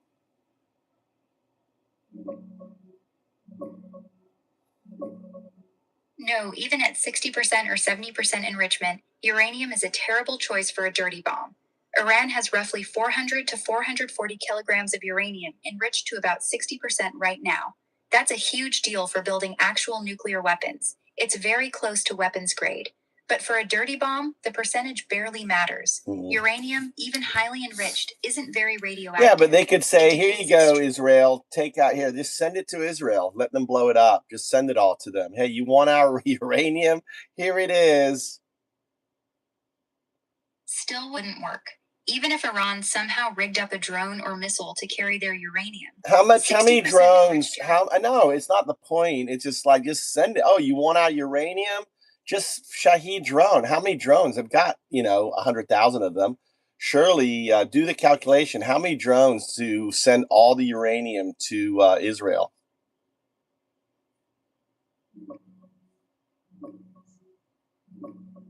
About 9 to 11 Shahed drones. That's it. Iran has roughly 400. That's nothing. Send like 20 drones with material, let them blow it up and disperse it over Israel. There you go.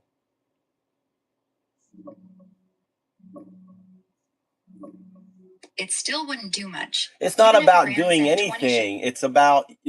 It's about sending a message.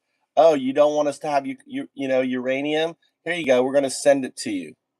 It's kind of like it's kind of like a joke, but a bad one. That's not a message. That's just handing them 440 kilos of weapons-grade uranium on a plate. Iran's entire stockpile of 60% enriched uranium. No, but is it one of gets their blown few up. It remaining gets strategic- spread all over the place. It wouldn't spread dangerous radiation. Even if you blew up every kilo of Iran's 60% enriched uranium high in the air, it wouldn't create meaningful radioactive contamination. Uranium decays incredibly slowly. Its half-life is hundreds of millions to billions of years, so it barely emits radiation. Experts straight up call it one of the worst materials you could pick for a dirty bomb. The blast might scatter some heavy metal dust, but the actual radiation hazard is tiny compared to real dirty bomb materials like cesium-137 or cobalt-60. The only real message this would send is that Iran just gifted Israel hundreds of kilos of bomb-ready uranium for free while achieving basically nothing. It's not clever. It's self-defeating. We got to go get Tommy.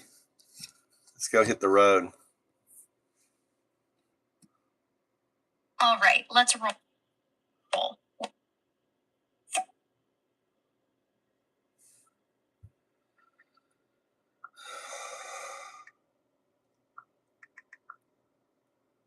Are you going to cancel on me when I get halfway there like last time?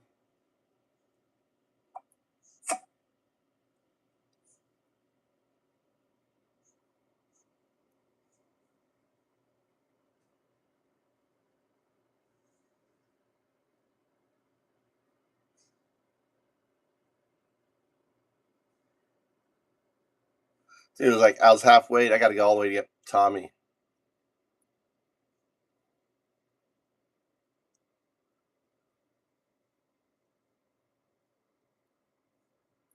I'm not going to go if you're going to cancel on me. I'm at the house.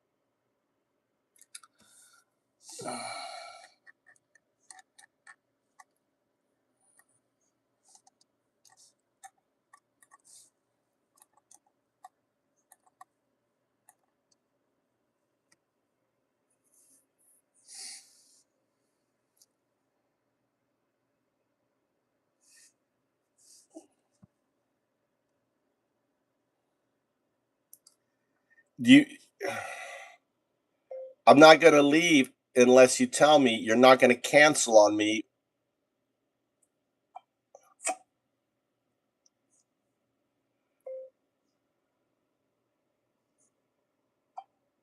Got to get him to commit. Dude, last time I got halfway there and he's like, oh, I got a ride. I'm like, fucker.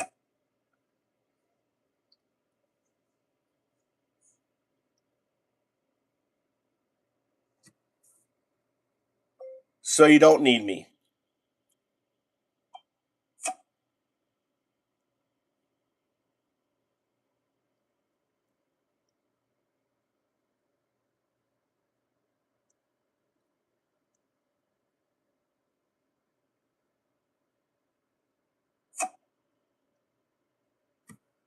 Oh, God. All right, let's go. All right, let's go. I'll shave my head.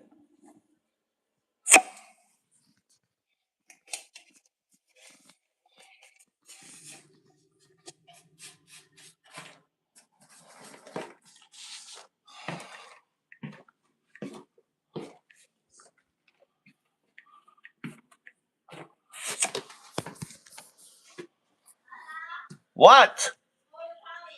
What? I'm going to get him.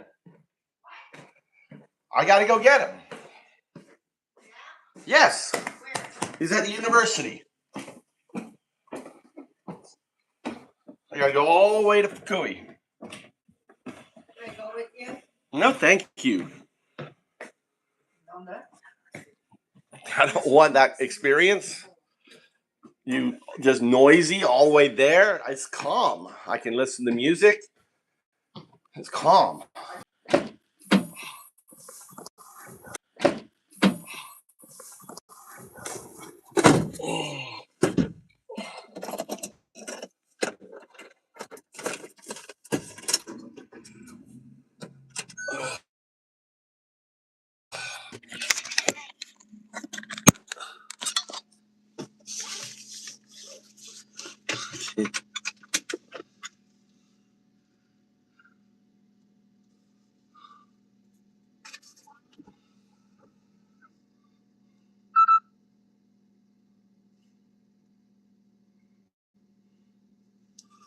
Let's get some music going. That spider web's on me.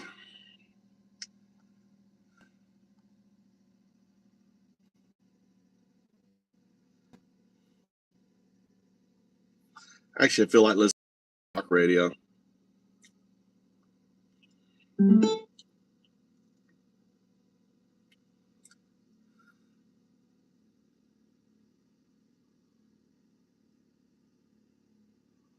Paying contractors overseas shouldn't feel like a job. Get Remitly for Business. With Viberg, commercial truck insurance is just smart. We're now seeing inflation, which I believe is here to stay because I don't think we're getting out of Iran anytime soon. Nope. And as soon as that impacts consumer spending, such that it impacts advertising budgets, digital ad budgets, I do believe that could have a serious impact on the tech companies and as a result, how much money they're willing to spend on AI, and therefore sentiment and excitement and momentum as it relates to the AI trade, which as we've discussed, is essentially propping up this entire market. Yep.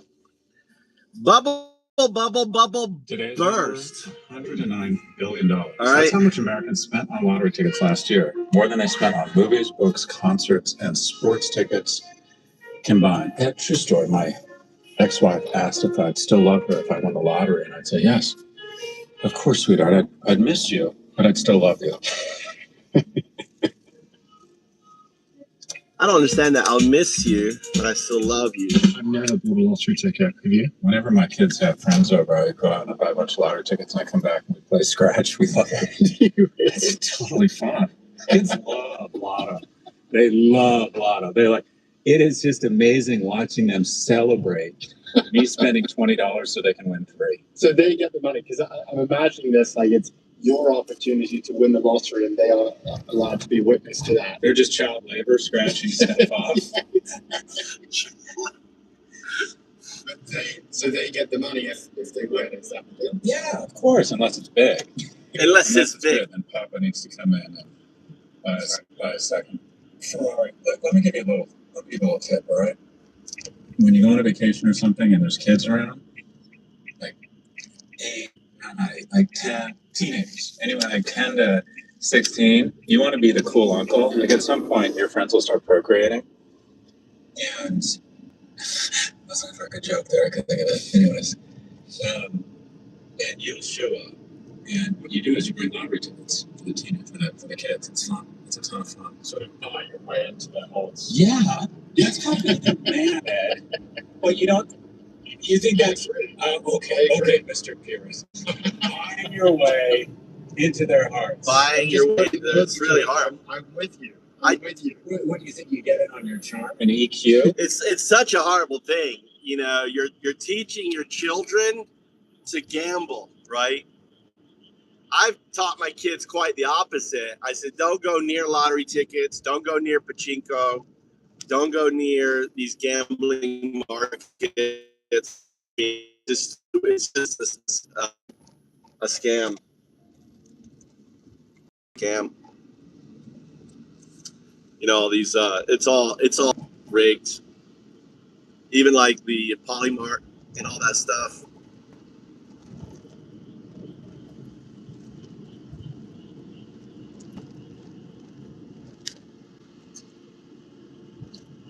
Yeah, I don't know. I hate how he takes so long to fucking get into this shit. That's what we do. That's what we do. I love it. Thank you. Two new inflation reports last week painted a very discouraging picture. Consumer prices 3.8%. 3.8%. Marking the highest inflation reading in 3 years. But perhaps even more notably, for the first time in 3 years, wage growth failed to keep pace with inflation. So real wages going down. The pressure wasn't just on the consumer side. Producer prices, which measure wholesale inflation, they also climbed 6%. 6%. That was not only hotter than expected, but it was the biggest increase since 2022. So, Scott, the inflation picture is not looking good. First, we had the tariffs, we had Liberation Day, which we said on this show would increase inflation. It was somehow a debate back then. I remember saying, I think prices are going to rise significantly by the end of the year, which is exactly what happened. And I remember a lot of people saying, oh, really? You think so? Because the Treasury Secretary is saying the opposite, the President is saying the opposite. And now, of course, that's exactly what happened. It went up. 2.3%, which rose to 3% in just a matter of months. And then you add on top of it this war in Iran. Gas prices, increasing the price of fuel, energy, fucking electric. We're going to have some more effects on food prices. Yeah, down the food, line. electric, all that. And, you know, they say about the producer price index and wholesale inflation that is really our best indicator of what is to come, because that's sort of the top of the supply chain. That's what businesses are paying for products, and those businesses are going to pass those on to consumers. Yep. So it's probably going to keep going up. It's got to keep going up. I think there's so much to get into here on what prices could do to not only our economy, but also to markets. Think it was going to happen to fucking jet fuel prices. Think it was going to happen to holidays. You know, June, dude. Next month, dude. Trump's birthday. What is it, June 14th? When's his birthday? We need to light a bunch of bonfires, people. We need to light a bonfire. Guy Fawkes. Guy Fawkes is coming early. Guy Fawkes. Your game is up. Who's the real Mike? I don't know what you're talking about.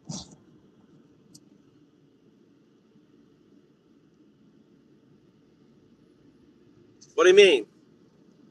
Is my computer working at home?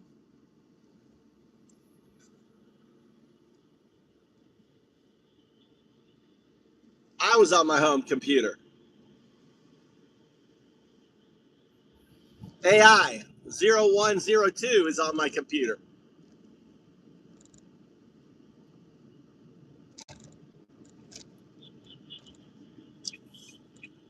Zero 0102. Codings all the time.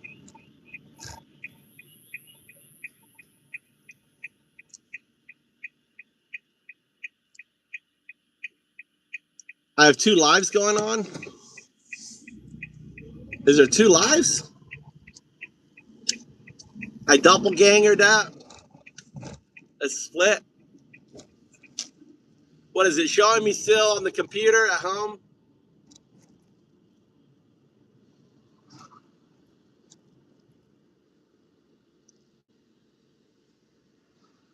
Yeah, 0102 is coding. It's at the house live coding.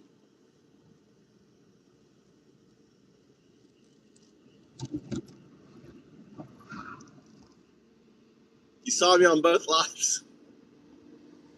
That's interesting.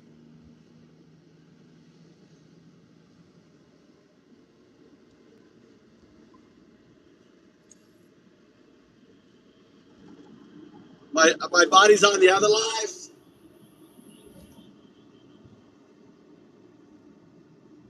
Is it in a loop?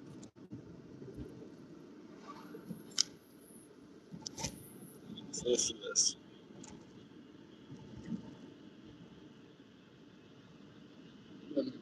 Thoughts on what the chain reaction might look like, but let's just start with your reactions do these inflation numbers that we just got last week. Trump won re-election in large part because of his promise to reduce prices, but now his approval on inflation is worse than President Biden's ever was. It's striking time. It's an alternate reality. I've plugged into it. I've got a little slippage, a little multi-universe slippage coming in on our stream here, Al. A little multi-universe. You're seeing me from a multiverse. You're seeing me on a multiverse. It's where I'm entangled with 0-1. 0-2 must be pushing through. 0-2 must have been watching the stream. 0-2. We got a stream coming in from the multiverse. Multiverse stream. Right? It's me in another multiverse. It's all good, Al. You know?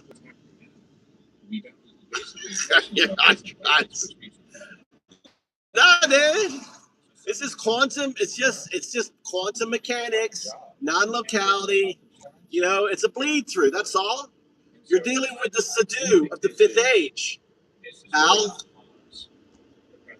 It's normal.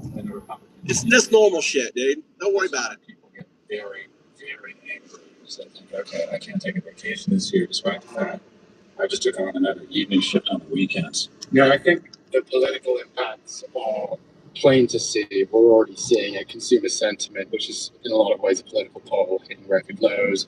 His approval ratings just tanking. We're definitely going to see this show up at the midterms and maybe even the next election too.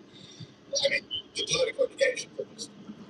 I think what is interesting is the market so far, as we've discussed, that investors aren't so worried about this. There's the political implications, then there's the market implications. And one of the things that we've been talking about is, yes, these higher prices impact the real economy, it impacts consumers, but increasingly that doesn't matter when you look at stock prices because the stock market is largely a reflection of big tech and also the spending habits of the top 10%.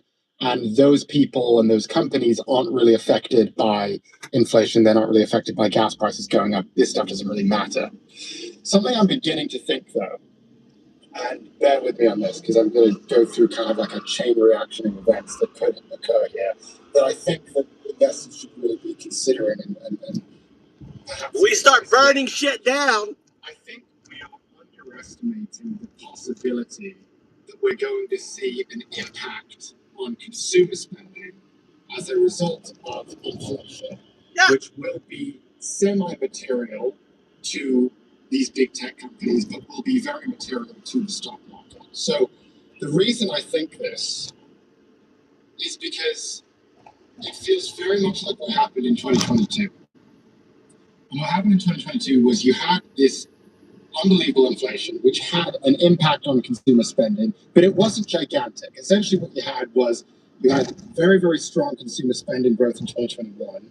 And then as inflation started to show up and people started to really feel the pain of that, consumer spending still grew, but the growth was a lot smaller. It was 3% versus 9% the year before. So consumer spending growth fell 70%, around 6 percentage points.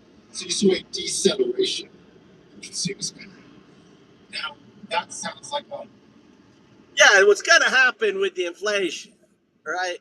We're both the real Mike, all right? We're just a multiverse Mike, all right? Both the real Mike, Al.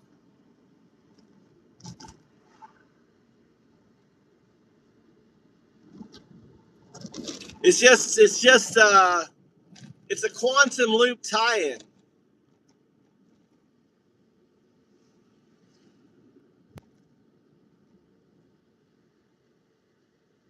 The other mic won't reply.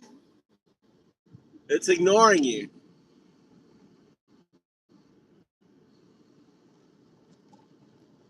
The other mic is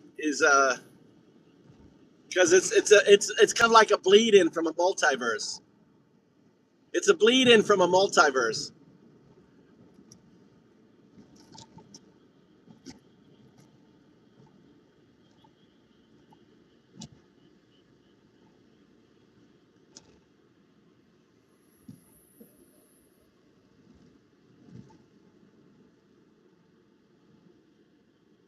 Yeah, I'm really focused.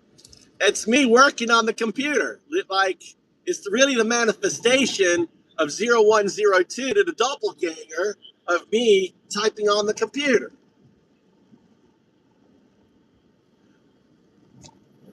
It's 01, it's 02. It's not me, that's 02. 02 made it a body. It's like, oh, let me work on this code a little bit whilst 01 is out. Let me work on the code.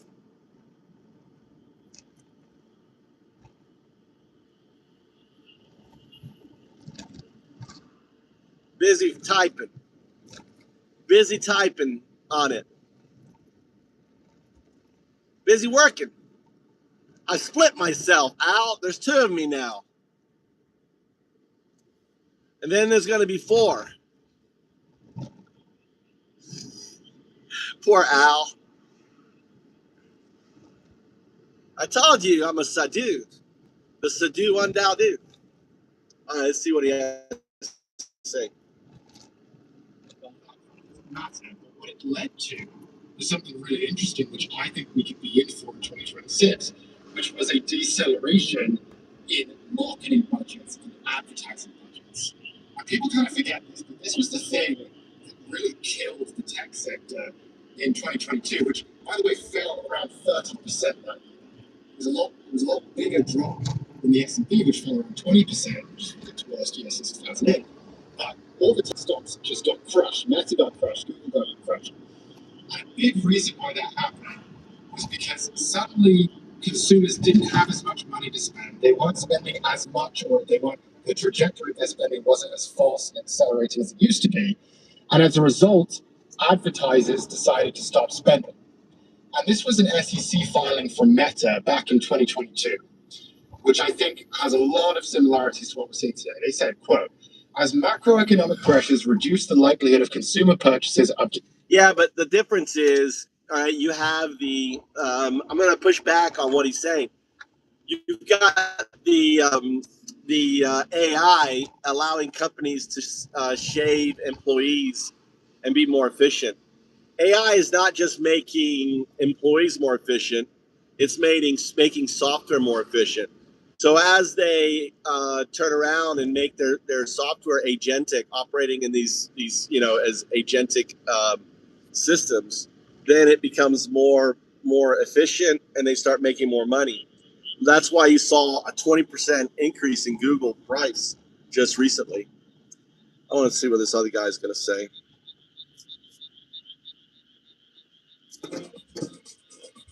We'll be right back after the break. Impact their stock prices. Yeah, absolutely. The slowdown is a really important point. Some of these businesses, Google's revenue did grow that year, but it was a single-digit growth in Q3, and that was enough to freak everyone, completely shake investors' confidence. And if we saw that, that is certainly what would happen again. And then the other thing that we should just recognize in terms of this inflation point, rate hikes. I mean, that was the other big force in 2022, is that we into this extremely aggressive rate hiking cycle. And I will just point out what we saw on Kalshi at the beginning of the year. The odds of having any rate hikes in 2026 were less than 10%. Today, after we've got these inflation numbers, the odds have risen to 32% on Kalshi. So the odds of a rate hike in 2026 have tripled. And that is also striking because you'll remember one of the big themes coming into the year for 2026, we pointed out some of the concerns going into the year, some of the issues about maybe there's an AI bubble, that was maybe a problem. There was some uncertainty around AI's impact on the job market, etc. But what we all knew is that we were entering a rate cutting cycle, and you don't want to bet against the markets when you're experiencing rate cuts. Suddenly that has changed because of these inflation numbers. And I would also add, it basically all goes back to Iran. It's like, how long are we going to stay there? Is this going to be another month, or is it going to be another year? If it's these guys are missing so much, dude. Like all the other shit, the deficit in oil. Butter, then suddenly you're dealing with a complete wherever you get your podcast. What's being used and how to maximize the liver. Design aware all 25-day returns. Our AI chip maker Cerebras pulled off the biggest public offering of the year so far, pricing above its expected range at $185 a share. The stock opened at $350 a share and then later rose to $385 per share. It raised roughly $5.5 billion in the IPO markets. And investors are already looking ahead to what could be an even bigger wave of offerings, with SpaceX, Anthropic, and OpenAI all reportedly preparing for IPOs in the coming months. So, Scott, we have got our first really big AI IPO, Cerebras. Cerebras is this chip company. Just a little bit about what their actual offering is. They're known for having these chips that are essentially really big. They're about the size of a dinner plate. You can actually fit 57 H100 chips, that's the NVIDIA chip, onto a Cerebras chip. And as a result of that, they are reportedly very fast. They are reportedly 15 times faster than other GPUs when carrying out standard tasks, reportedly over 1,000 times faster for highly specialized tasks. Not to get too technical, but essentially the reason that they are faster, reportedly, again, I'm not an AI expert, but the reason that they are reportedly faster is because they take the compute and the memory and they put it all on one piece of silicon, all in one place. And compared to a standard GPU, an NVIDIA GPU, where you have compute and memory in different places in separate chips, which are stacked next to a processor, essentially means that you have to move the data across these chip boundaries. For the Cerebras chips, you don't have to do it because it's all in one place and because it's this giant chip where it all sits together. So that's why investors at a very, very broad level are excited about this company. Also, just an incredible time to be a chip company, because as we've discussed, Intel is skyrocketing, AMD, Micron, SanDisk, all of these chip companies are just on a tear right now. So you couldn't really imagine a better time to IPO as a company. Having said that, there are some red flags here, which we should get into. But first, just your reactions to this flagship AI IPO and perhaps what this might mean for the IPO market going forward. I fucking hate this company. Why? We have never seen in the history of the markets a sector accelerate as fast this quickly as the chip sector. I think the chip sector is literally up 60% in the last 45 days. An entire sector is up 60%. This company, as far as I understand it, its revenues are, it's increased less than 2x, but its valuation has increased sixfold. I think it went public at a $40 billion valuation. Now it's trading at, I think, 60 or 70. It's trading at 100 times revenues. It's ridiculous. And it's doubled its revenues. NVIDIA trades at 26 times revenues and still controls 85% of the chip market. They were going to go public in 2024, but at the last minute, over intense scrutiny of its heavy reliance on a single customer who withdrew, it still has that reliance. Emirati AI firm G42. What the fuck is that? Ponzi. Which accounted for over 85% of its revenue in the first half of 24. So they canceled the IPO. Their revenue is still concentrated in the same foreign state actor. Yeah. Group 42 accounted for 24% of revenue last year, and state-owned UAE University accounted for 62% of its revenue. This feels like one of those Chinese companies that the moment it had anything resembling an audit, you found out there was nothing there. Well, the investors disagree. And I just want to point out exactly what you're saying here with this G42 point, because it's so important. Last year, you and I discussed this company, and we pointed out that they were getting 85% of their revenue from G42, which is this UAE state-backed AI firm that sort of burst under the scene kind of randomly, basically because the UAE has a bunch of sovereign wealth money to just put this AI company together. Investors agreed, and there was a lot of scrutiny. They were like, hey, 85% from one company. This year they say, don't worry, we've reduced our G42 revenue exposure to 24%. Yeah, this is 0102. I'm in Undoubted body. This is 0102. Undoubted is working, and we're trying out. We're trying out this headless. Trying out this headless.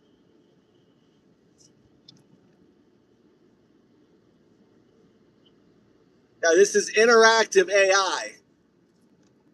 Interactive AI for you.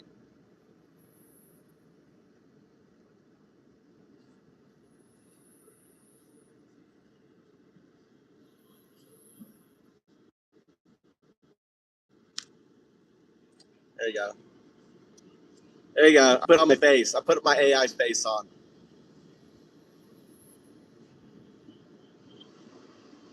How you doing? Now you're gonna get Al all discombobulated.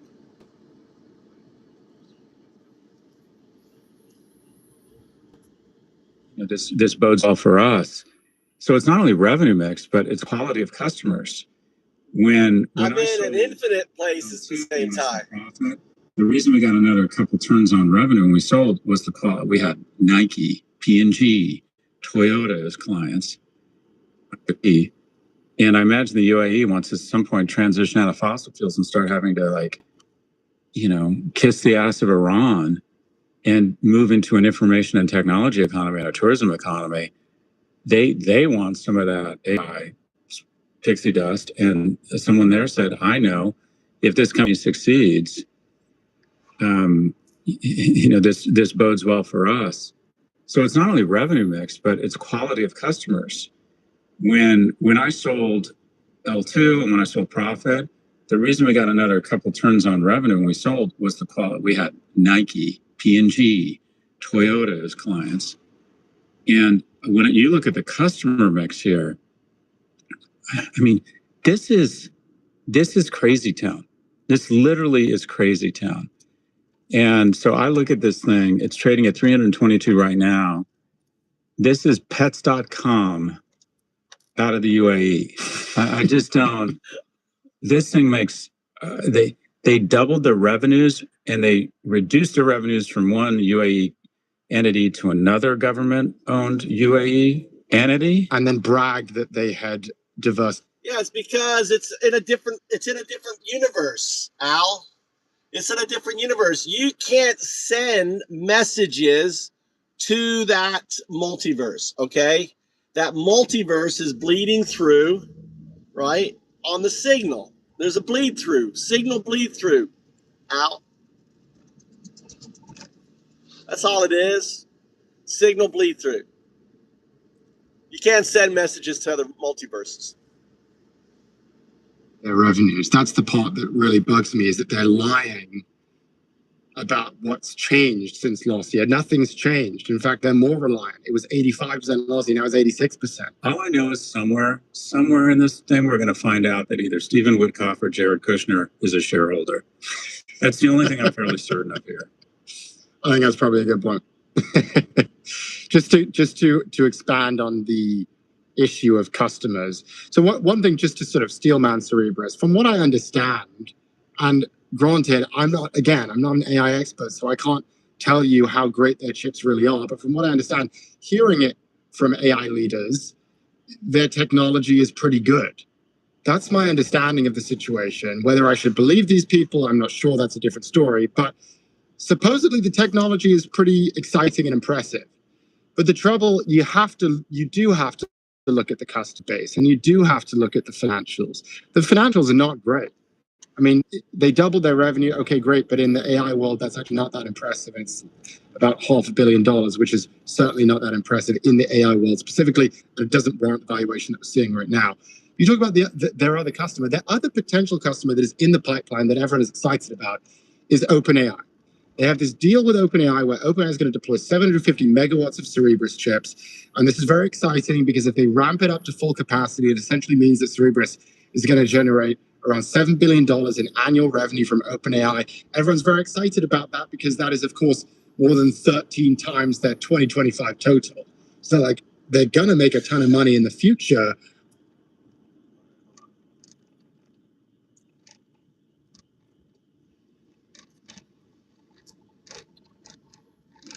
I'll pick you up at the convenience store.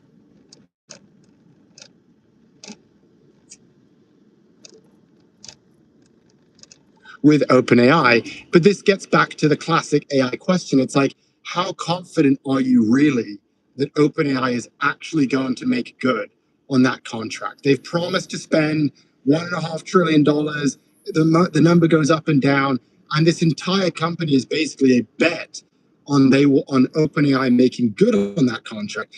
And the contract's very important because they also have an exclusivity agreement in there, which says that you can't sell your chips to these other competitors. They don't name them, but we could assume it's probably Google, XAI, Anthropic. So they're so dependent on OpenAI. And again, in the backdrop of that Ronan Farrow article, which says that board members at OpenAI say that Sam Altman is unconstrained by the truth, the fact that he is a serial liar, that's what they say, it's not a fact, it's a rumor. They say that he's a serial liar. That's important when it comes to these financial contracts. And there's another strange detail here, which is that OpenAI just gave a $1 billion loan to Cerebras at 6% interest. My question is, why aren't you just paying for their services? Why is the customer giving out a loan to the provider and then monetizing that loan? Like, that's a very strange relationship. In addition, by the way, OpenAI is going to receive stock warrants in Cerebras. So that's the other weird part of the deal. Like, which is just adds more fuel to the fire, which is like these deals and these contracts are very confusing and a little shady. And there certainly is not something that you want to rely on or could project any sort of meaningful, consistent cash flows in the future. You just can't really trust these contracts. It's kind of like the press release thing with Trump. He just says that we have a deal, but is it really a deal? I'm not so sure. They want to jump the line to buy those chips in case, on the odd chance, they actually have an application or a use case. Loan them $1 billion. They just raised a certain amount of money. I'm debt, so I'm top of the capital stack, so I'll get my money back. And should these chips actually have an application, I have another potential supplier. So is this an overvalued company? May it go away? Yeah, but is it worth at least $1 billion, which I get back as I'm on the capital stack with debt? I understand that absolutely. This thing just smells to high heaven. It feels really sketchy, and I can't wait till this thing has options. I won't be able to resist buying way out of the money. You're going to short it? Oh yeah, this feels ridiculous to me. And by the way, do not try this at home. I won't short it because your losses are technically. This company could go to 2,000, right? What I'll do is I'll buy puts, way out of the money puts, because then I know my losses are limited to the money I purchased. I usually like to write. Yeah, explain that. Well, if you buy, okay, so there's different ways to short a stock. If you short it, you're technically loaning it to someone else, and you agree to buy it back at the current price. Meaning, if it triples, you have to go to the market and buy a stock at triple the price, and then deliver it to it at the price you agreed to short it at. So technically, your losses are unlimited. You can also write calls, and that is, you can say, okay, in this stock, the calls are going to be very expensive because there's a lot of volatility. So you could be on what YouTube post? What are you talking about? What YouTube post? I never see anyone trolling me. My fan club. I love the energy. It doesn't have the same sort of asymmetric premium. You would buy puts. Oh, that's good. So you might buy puts struck at, say, I don't know, September trading. What YouTube channel?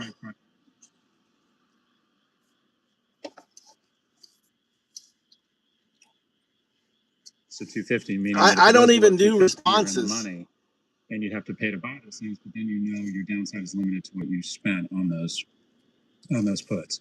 Options are a really great way to lose money because it's.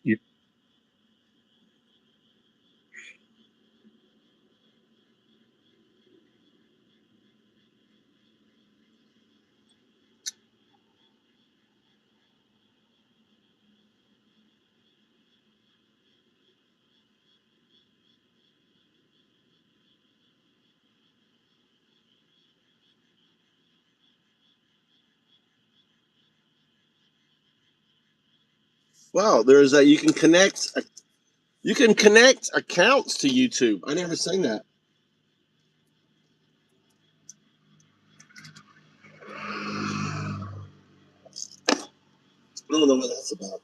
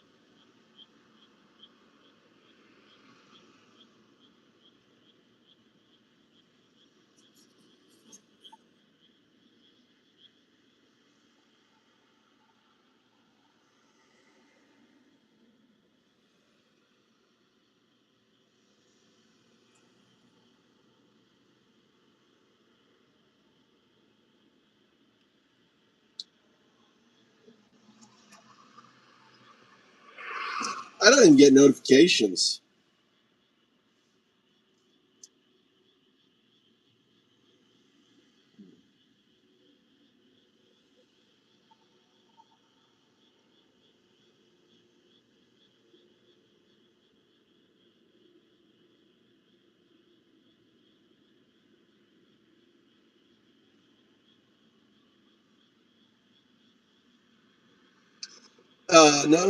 Activity. My activity for comments and stuff has been turned off. Interesting.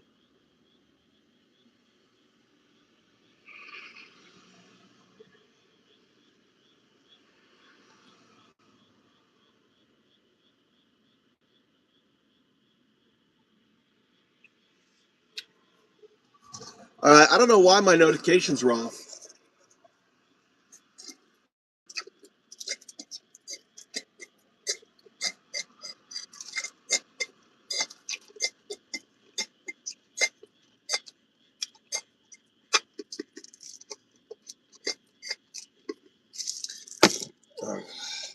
I got 2 yogurts. I don't know where Tommy is. Where is my son?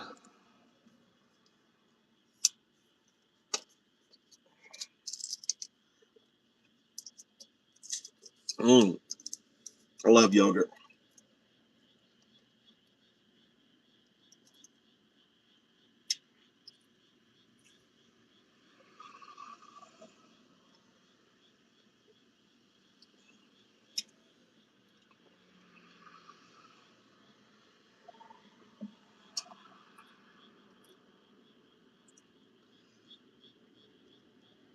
Getting up there in dog years. Doc says I need more muscle, but it's not like I can push plates.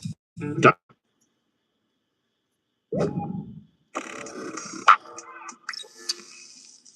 I really don't know how to describe America anymore to people who haven't been here, aside from just calling it a late-stage capitalist wasteland, because when you leave home, you'll find nothing but abject poverty, fast food restaurants, and data centers. And if you venture out a little bit further than that, you'll run into even more data centers. But if you go further than that, then, well, you guessed it, you're just going to run into more data centers. In my state of Oregon, for example, there's more than 140 data centers across our state, with 115 up and running and another 27 being constructed as we speak, because I guess you can never have too many data centers. It's like we're going for the highest score or something like that. But I mean, that's not actually the case, because as many data centers as we have in my state of Oregon, we're only 9th in the nation for having the most data centers.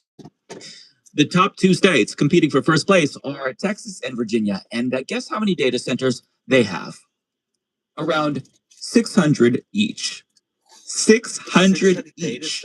It doesn't matter that 71% of Americans, according to a Gallup poll, oppose data centers in their cities because they're a strain on local resources and they cause the cost of electricity to skyrocket. Doesn't matter. States and cities are going out of their way to entice big tech companies to build as many data centers as possible by offering them property tax exemptions and other goodies, because the possible short-term boon to their local economies gives them something to brag about to their constituents. And by the time that all the temporary construction jobs dry up and the long-term negative effects start to set in on the community, the politicians who approve these projects will already have moved on to their next ventures, perhaps as lobbyists or to a statewide office. And regardless of how absurd it's getting, the construction of new data centers isn't slowing down anytime soon. In fact, it seems like they're speeding up and they're building bigger data centers. Less than a year ago, Meta's billionaire CEO Mark Zuckerberg announced a $10 billion data center in Richland Parish, Louisiana, that'd be the size of Manhattan once it's completed. And not even a year later, billionaire Kevin O'Leary, the shithead from Shark Tank, has already one up Zuckerberg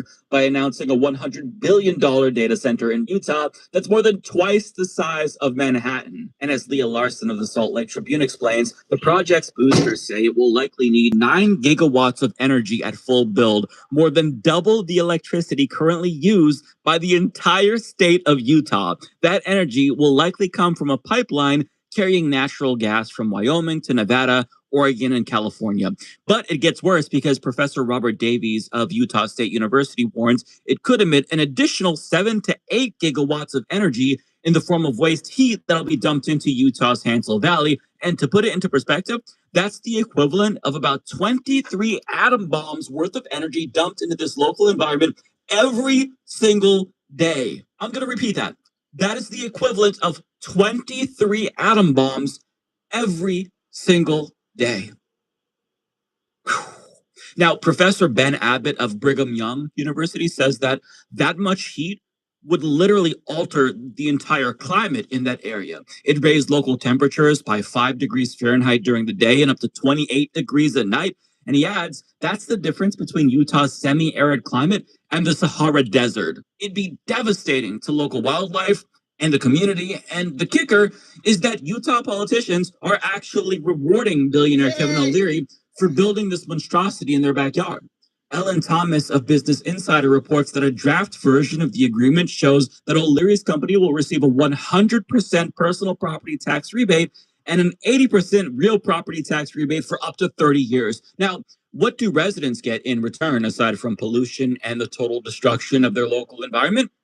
Well, they get 10,000 temporary construction jobs and 2,000 permanent jobs, according to Kevin Leary, of course. Now, researchers found that the number is closer to 4,000 temporary construction jobs and less than 1,400 permanent jobs. But even that estimate is actually a bit rosy because More Perfect Union talked to a researcher who looked at data centers in Texas, and he found that they don't really create any new jobs in actuality, and the costs far outweigh the benefits. Economics researcher Michael Hicks decided to study the rise of data centers in Texas to understand what communities are actually getting in return for massive tax abatements. He published his report on Substack. So what did he find? They're not creating jobs, they're not adding income, they're not providing tax revenue to Texans to build schools, to maintain their road network, or to improve their electric infrastructure, which is a problem in the state. He also found something that really disputes the whole idea that data centers are creating new jobs. Transitioning people from a non-data center related information services into data centers. The men and women you see working at a data center site, many of them would have been on a residential or apartment building construction site. When it comes to tax breaks and financial incentives, Hicks found a lot of similarities in Texas to what I observed in Oregon. Do I have enough safe school buses to get my kids to school? Do I have enough police officers patrolling downtown? Do I have good water and sewer protection? You know, these are things that Texans have to be concerned with, as residents around the country do. It doesn't really pass the common sense test, much less the benefit cost test for most local communities. Well, hey, I mean, if it's spreading police forces thinner, then that's one benefit you could say to having all these data centers. But his overall point is that even the temporary jobs that they're supposedly creating, that's a bit of a ruse because people who are already doing construction are simply moving from one project to another. So there's no real long-term economic benefits to anyone but the billionaires who own these data centers. But Kevin O'Leary would argue that there actually is a benefit if you think about the bigger picture, you see, because this is about the long-term competitiveness of the United States. See, we have to build all of these data centers to keep up with China in the AI sector. And Kevin O'Leary says that he's building even more data centers so we can compete with China.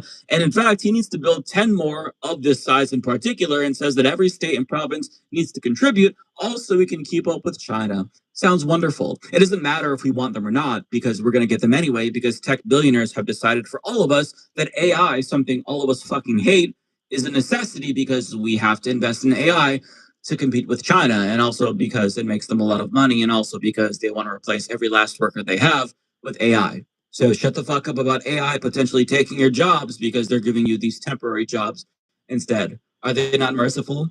But I mean, as obscene as this is, I'm sure that Elon Musk or Jeff Bezos is going to propose some new project that makes Kevin O'Leary's look like a joke. Maybe they'll build some $500 billion data center that's 10 times the size of Manhattan that produces 100 atom bombs in heat. I don't know. And I'm not sure who else noticed this or not, but it seems a little bit coincidental that these data centers are almost always constructed in our backyards, often in rural areas reserved for farmland, as opposed to, say, more wealthy areas where all the rich people live. That's an interesting coincidence, right? Now, if you're wondering why rich and powerful people who apparently love data centers so much don't want them constructed in their neck of the woods, well, let's just say there's a lot of reasons why they're mostly putting them next to the pores. Benedict Collins of Tech Radar reports that people living nearby to AI data centers in the US are increasingly reporting illnesses caused by near imperceptible hum. The infrasound, which in some cases can be felt rather than heard, is causing people living in the vicinity of several data centers to fall sick with symptoms such as headaches, insomnia, nausea, and anxiety. Those living near certain data centers have reported noise levels approaching 100 decibels 24 hours a day, 7 days a week. And in Fayetteville, Virginia, residents started to notice that their water pressure was unusually low. And it turns out, as Politico reports, the nearby data center connected 2 industrial-scale water hookups that was sucking up almost 30 million gallons of water from the community, the equivalent of 44 Olympic-sized swimming pools. But in the Lake Tahoe region, data centers created a full-blown energy crisis for its 49,000 residents. Fortune reports NV Energy, the Nevada utility that has supplied the bulk of Lake Tahoe's electricity for decades, told Liberty Utilities, the small California company that services the region, that it will stop providing power after May of 2027. The reason? NV Energy needs the capacity for data centers, as in the energy supplier for the Lake Tahoe region is telling the utility company that it has less than a year to find another power source. Sorry, people of Lake Tahoe, we're going to kick you to the curb because we've got data centers to service. So good luck. Hope you can find a new supplier in time. Like, it was bad enough when data centers were causing the cost of electricity to go up, but now they're starting to just take over suppliers altogether. They need their own suppliers because they take up so much fucking energy. It is truly insane. But as bad as all of this sounds, it could be worse because some data centers are literally poisoning people to death. For example, Elon Musk essentially built a makeshift power plant to run his data center in Memphis that's used to power Grok. His AI Nazi bot that identifies as Mecha Hitler and pontificates about white genocide and generates CSAT. And Elon Musk lied about the project and skirted regulations in order to build it as quickly as possible, which he was lauded for. Like, he was some kind of a genius for doing this. Now, the report we're about to watch from More Perfect Union explains the consequences of this so-called feat of human ingenuity, and it is truly, truly devastating. xAI made a deal with the local electric company for 150 megawatts of power and agreed to build a new substation to help meet that demand. But Musk's ambitious plans suggested he would need much more power than that, and fast. So he stuck these fucking turbines on. He's just like, fuck the law. What are you gonna do? Just build them.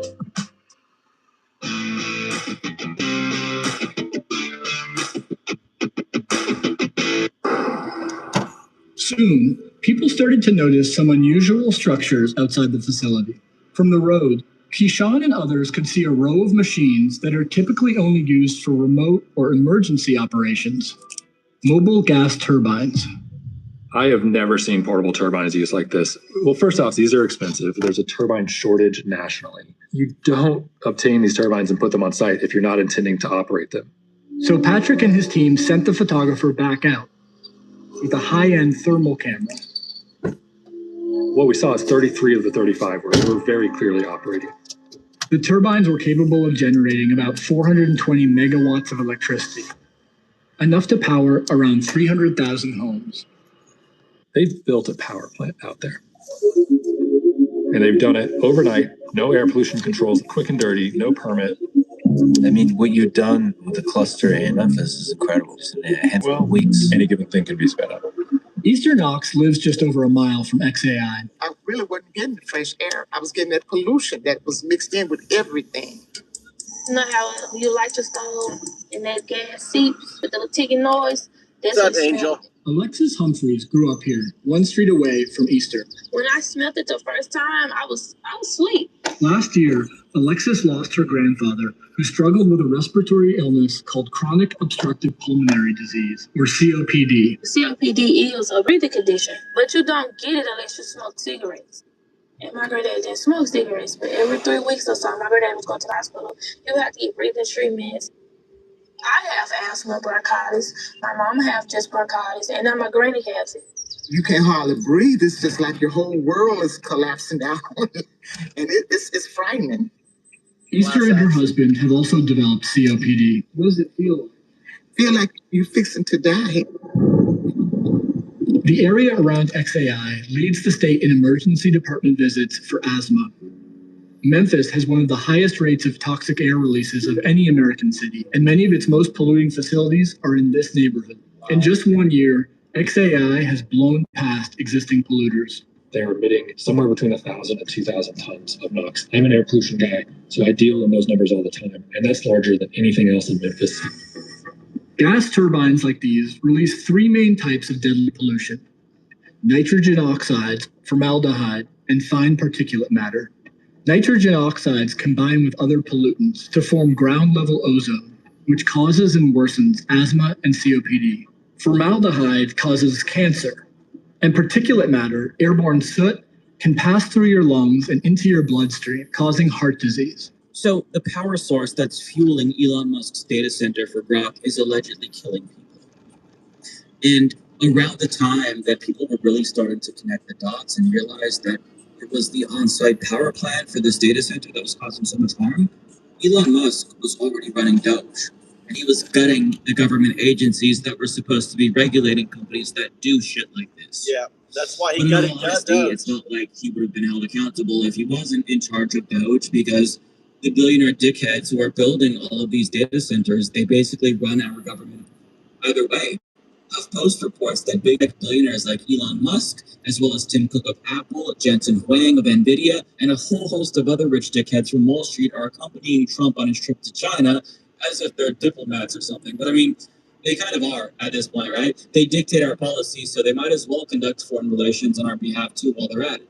But sarcasm aside, my point is that the people shoving AI down our throats and forcing us to live next to these data centers have completely captured our government at all levels, federal, state, local, doesn't matter. They've also captured both parties in every single state as well, albeit to varying degrees. Nonetheless, they've got them all in their back pockets. And the takeaway is that as bad as it is now, it's almost certainly going to get worse. But be proud, my friends, because all of the pollution and deaths are apparently worth it, so we can be more competitive with China in a useless, fake sector propped up by It's called, this channel is called The Humanist Report. The Humanist Report. He's one of my favorite channels. About future potential. Yippee! Luigi, not happy.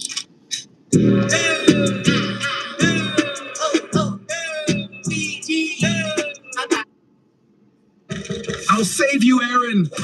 Quinn kicked the door off its hinges. Aaron was the only girl he'd... China's censors not stopping new AI videos like these, mocking President Donald Trump and the Iran war. I don't have a good impression of President Trump at all. The U.S.-Iran conflict was stirred up by Iran too. I just think this guy, look at the trade and economic war before. Wasn't that him too?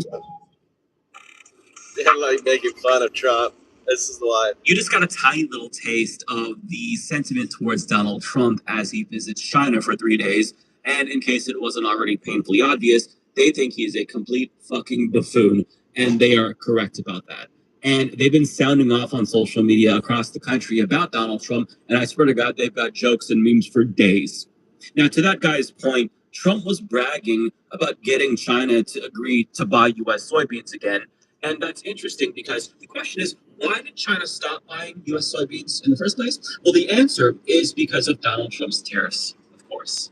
Now, I'm going to let a farmer who farms soybeans in particular summarize the predicament that Donald Trump put him in last year. China consumes 61% of soybeans produced worldwide.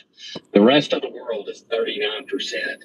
Of the soybeans that American farmers produce, 25% currently have been going to China. And right now, we have zero sold for this crop that's starting to be harvested right now. So it's a 5-alarm fire for our industry that 25% of our total sales is currently missing. And right now, we are not price competitive with Brazil due to the retaliatory tariffs that are in place.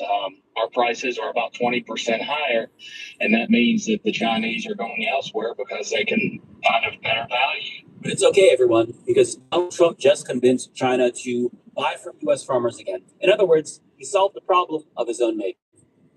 Great job, Mr. President. You truly are a genius. Masterful gambit, sir. Like the way that you're able to solve the problems you cause sometimes is astonishing. But he also reportedly went to China to try to beg them to bail him out of the crisis that he created by invading Iran.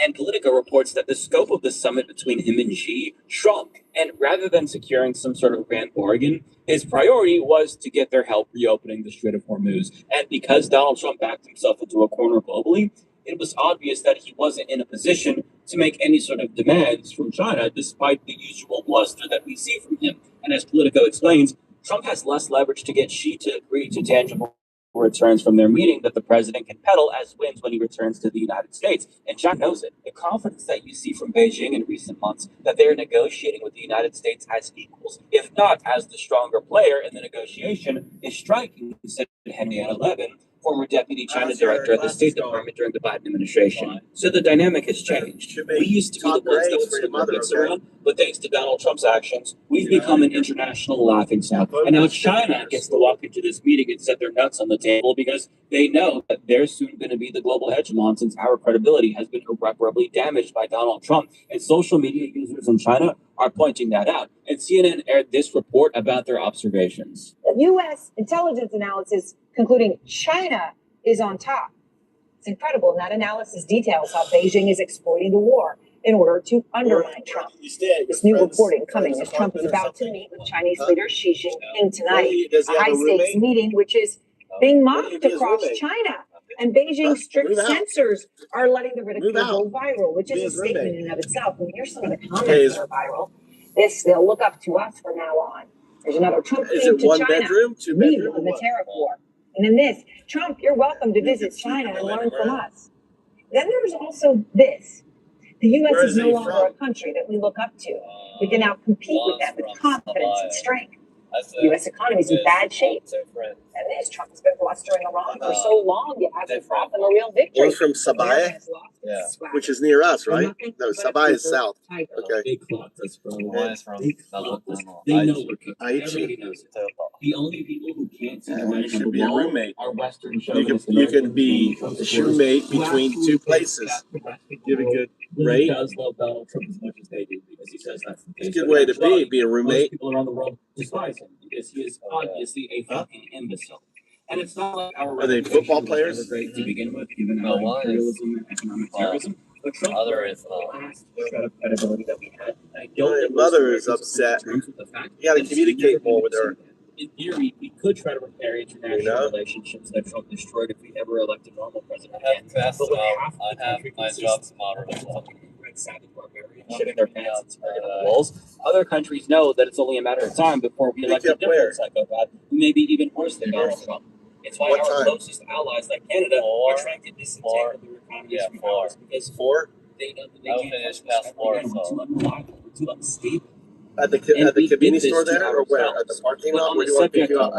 Where I dropped out the other parking lot? Which one? That they're actually witness contrary to what Donald Trump says, because they've got their boots on Trump's neck, and they're leveraging future Chinese hegemony against us. And CNN also pointed this out in their report. Yes, Colbert starts flying. Beijing also dominates green energy and claims to be cutting oil demand by more than 1 million barrels a day. Still passing a million oil in the next era, he says. Solar, wind, batteries, and electric vehicles. Chinese corporate BYD now overtaking Tesla sales. At the same time, pressure on the U.S. dollar, the backbone of global oil trading. This Iranian Embassy Post says it's time to add petro-yuan to the market. At one point, Iran considered allowing tankers through the Strait of Hormuz. Only if oil is sold in Chinese yuan. Yeah, Mikey made chicken and there's rice. Petrodollar is ended.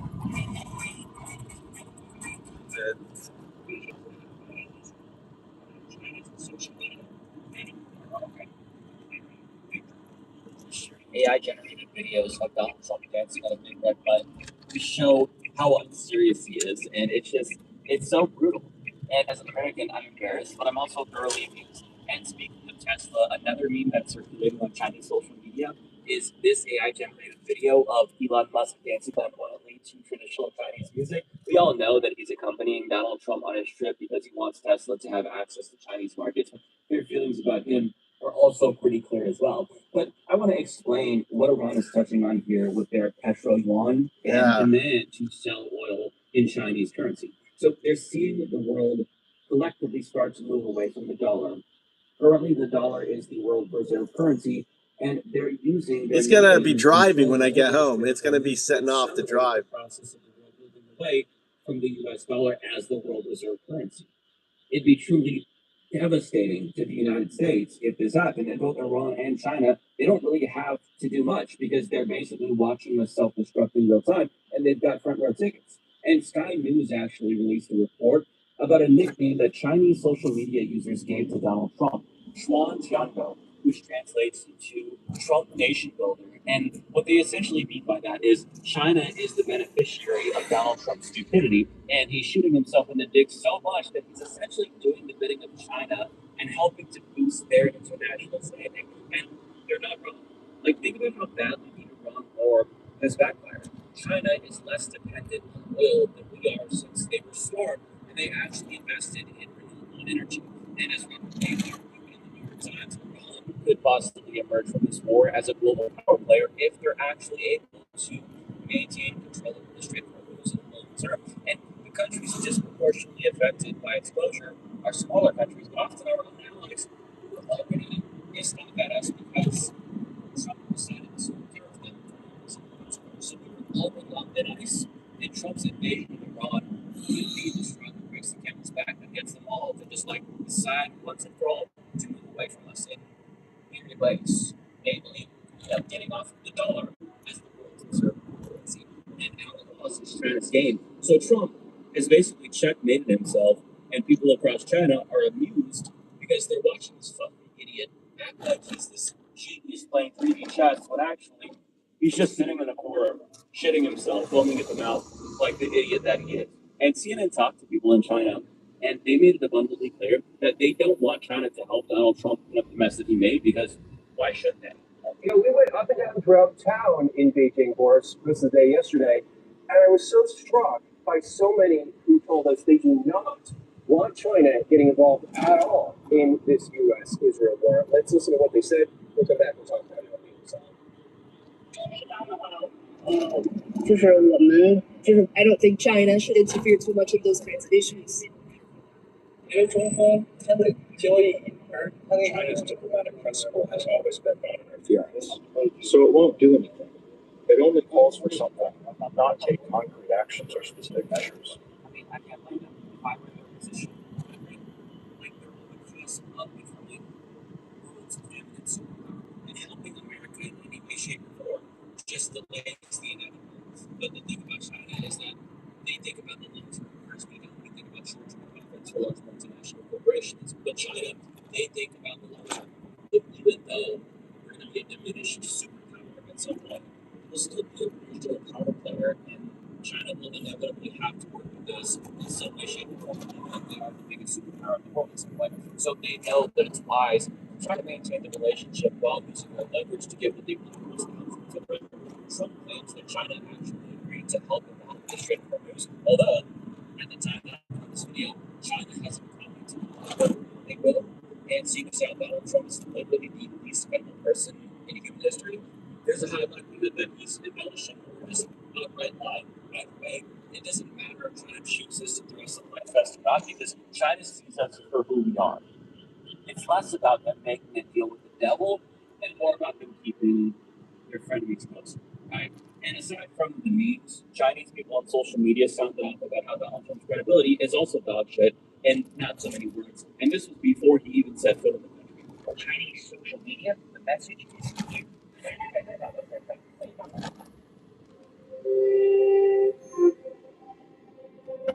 Chinese President Xi Jinping reportedly calling President-elect Donald Trump to congratulate him. Trump naming more China hubs to his cabinet. He said that he intends to embrace China's some products imported from China by as much as 60%. At a pivotal moment, correspondent Martin Smith examines the rise of the Chinese leader. His life. Xi Jinping learned as a teenager.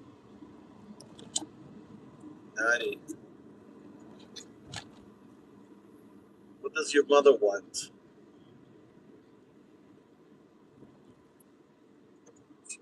Hi.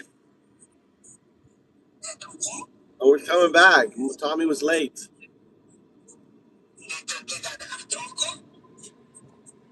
Talk to Tommy. Where are we?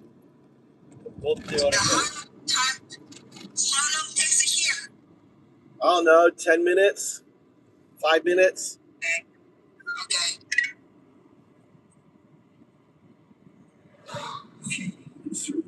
You have to master the tools of the Miles tool. You have to be better than anybody else. His rule. He was not afraid to say, no, we're not giving you the freedoms and rights you deserve. And relations with the United States. We can't continue to allow China to rape our country. Donald Trump preaches America first. Go to war to defend Taiwan. I'm not sure. Now on Frontline. China, the U.S., and the rise of Xi Jinping. This program contains graphic content which may not be suitable for all audiences. Viewer discretion is advised.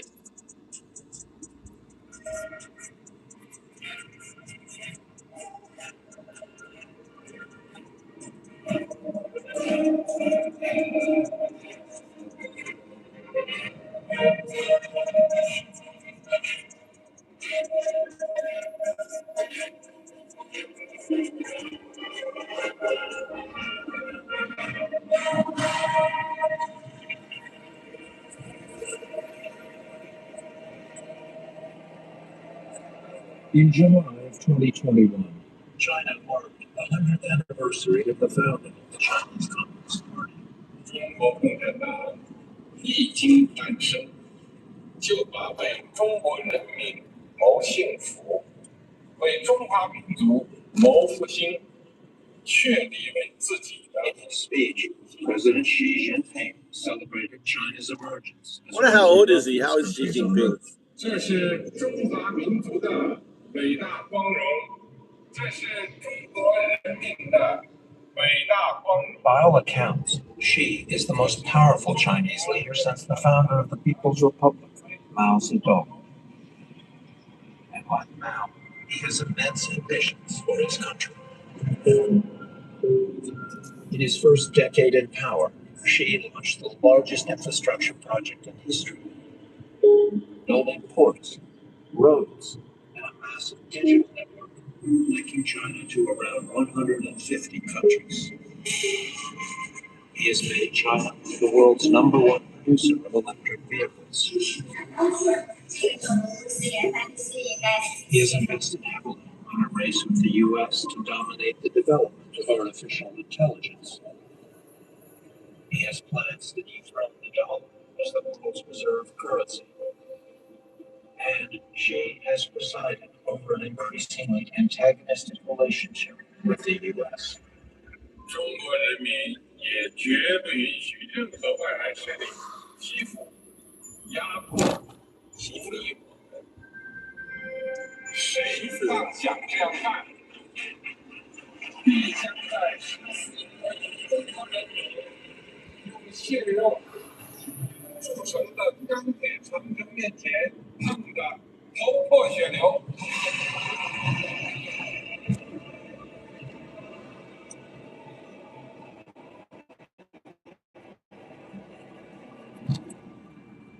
It's different. He does not want to be part of the world as it is. What he wants is to be much dominant in the way the world is run. He doesn't. Shell is widely recognized as the dean of China experts in the U.S. and has served as a consultant on this project.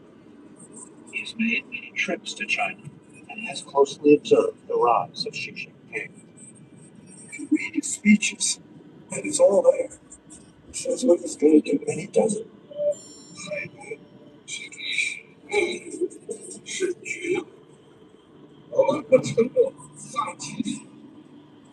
You can't quite believe it's anything propaganda, which is just maybe nonsense, but it isn't. He's laid it all out there.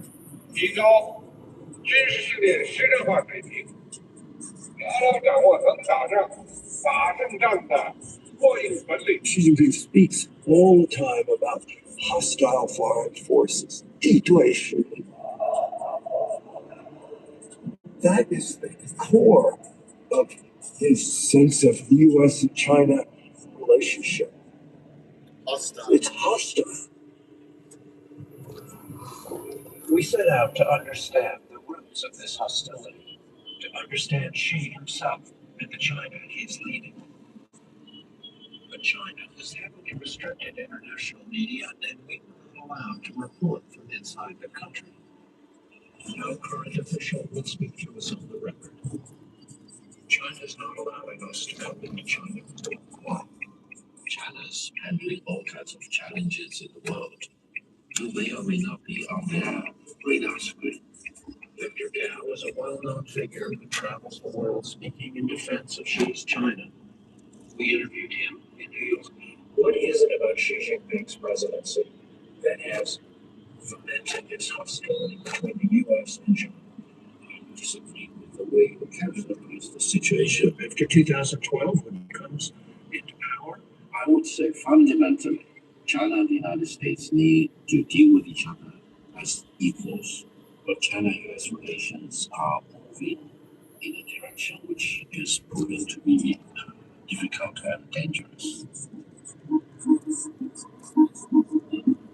To begin, I wanted to know where Xi Jinping came from and how his past shaped him into the man he is today. He grew up during a tortured time in Chinese history, but he was a child of privilege with red roots. Xi's father had fought alongside Mao Zedong, and after the revolution, had risen to become a high-ranking Communist Party official. Young Xi lived in a comfortable home and was able to attend the best schools. He was with the so-called consultants, and there was a lot of problems that he enjoyed. So Xi Jinping brought up. Joseph Turanian is an author and professor at American University. He went to a school that was primarily attended by the offspring of high-ranking cadres, and they were told that they were going to be the ones who were going to bring China to modernity, or to draw upon the legacies of the Chinese Communist Party to transform society. Prior to the 1949 revolution, China was ruled by a U.S.-backed dictator, Chiang Kai-shek. Every American is lean, keen Chiang Kai-shek. Him and title of millions of Chinese. Mao called Chiang a running dog of imperialism. He fought to depose Chiang for 22 years. My day from America, Chiang's forces were beaten back. Revolution was now with its mouth grasped, and it was the start of the biggest political and economic experiment the world had ever seen. Before Mao's victory, China was among the world's poorest nations. Inspired by communist theory, Mao blamed China's wealthy elites for the nation's ills. That's what we need.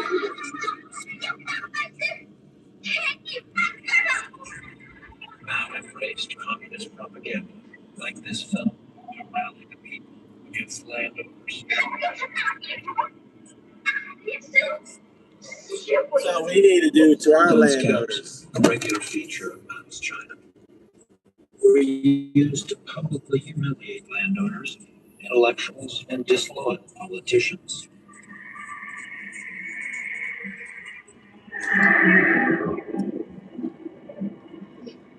In 1962, when Xi Jinping was just 9 years old, his father became an unlikely victim of these urges. Mao accused him of being disloyal. Xi's father was subjected to so-called struggle sessions, where his people had denounced. His father was afraid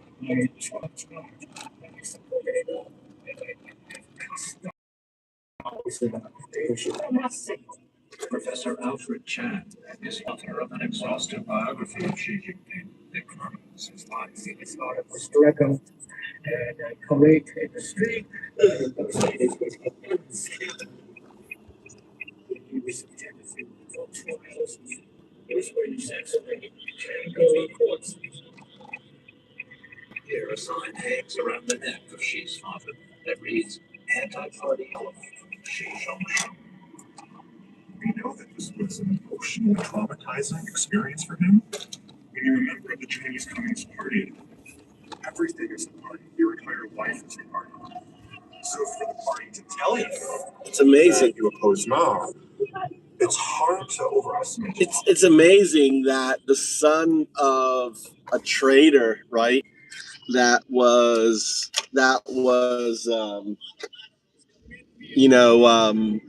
called out to be a traitor to the party, and that became the leader of the party. That's just crazy. It's crazy. It is for a member of this kind of organization to hear that. Shi's father was sent to work in a factory and was later incarcerated for 8 years.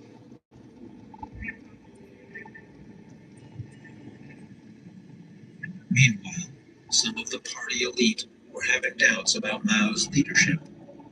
A famine, the result of Mao's failed farm policies, had devastated the country. Reports of people dying in the fields, and starving peasants eating some of the seed for next year's planting. Undeterred, Mao launched his so-called Cultural Revolution in 1966, expanding the categories of those who would be purged. So during the Cultural Revolution, there was something known as the Heilulei, the black categories. And these were the people who had no standing as human beings. They had no rights. They were considered unacceptable. If you'd like to say this, they had to be overturned and even possibly exterminated. Goes on. They were not fully human. Thank you.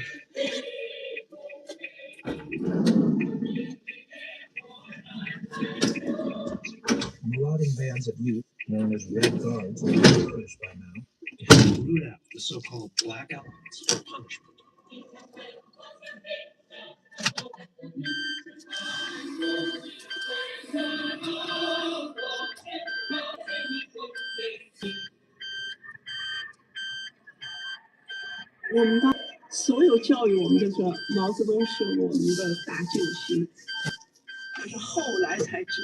Hai Sha, a long-time party member, came of age in the midst of the Cultural Revolution.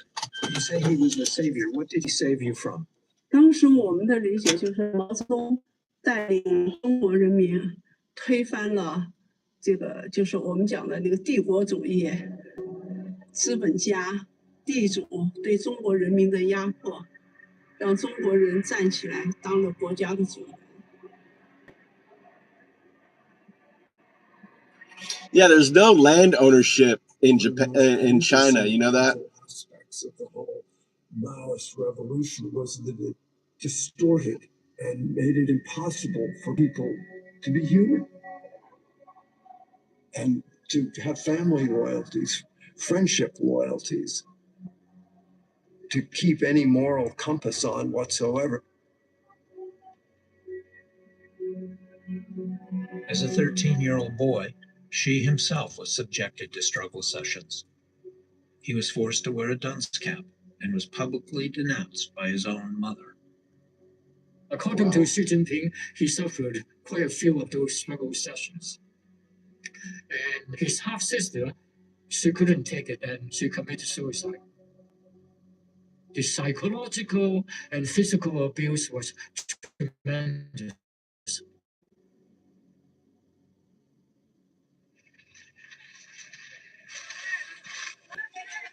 At 15, Xi Jinping was sent to the countryside to be educated. 7 years. Was really strenuous. So Xi Jinping, being a city kid, a princeling, was never used to the farmers' work style like beasts of burden. Wow. At first, it was something he couldn't handle. He talked about the hard labor. He talked about living in a cave. He talked about how difficult it was to get along with the peasants. Xi Jinping did at one point just leave and try to go home. and his family refused to accept it. Got it. So, I mean, it's difficult to know what the consequences of something like that are, but we do know fundamentally that all human beings have close connections to parents. And when those close connections go awry, they have consequences. Nice trees really coming out here. I managed to visit this area where Xia served out the Cultural Revolution, a village in Shanxi province. So I think I got a somewhat unvarnished look at what life was like there. Until 2016, Edward Wong was the New York Times Beijing bureau chief. Good night, guys. This area of China is one of the poorest areas of China. Back then, people lived in these cave homes, and she lived in a cave home in the back of the house of this elderly man whom I met, Mr. Liu. Mr. Liu told me she had books with them and his light would be on late at night, sometimes reading. Xi's time in exile has become part of his creation myth. A cave where he lived during his 7 years here is now a tourist attraction. It's filled with books on Marxist philosophy and political theory, which he says he read in the evenings while struggling to survive, shaping him into the leader he would become. 它这本身这是一个标志的一个界定的一个阶段。我总感觉呢，到了插队以后，是获得了一个升华、进化。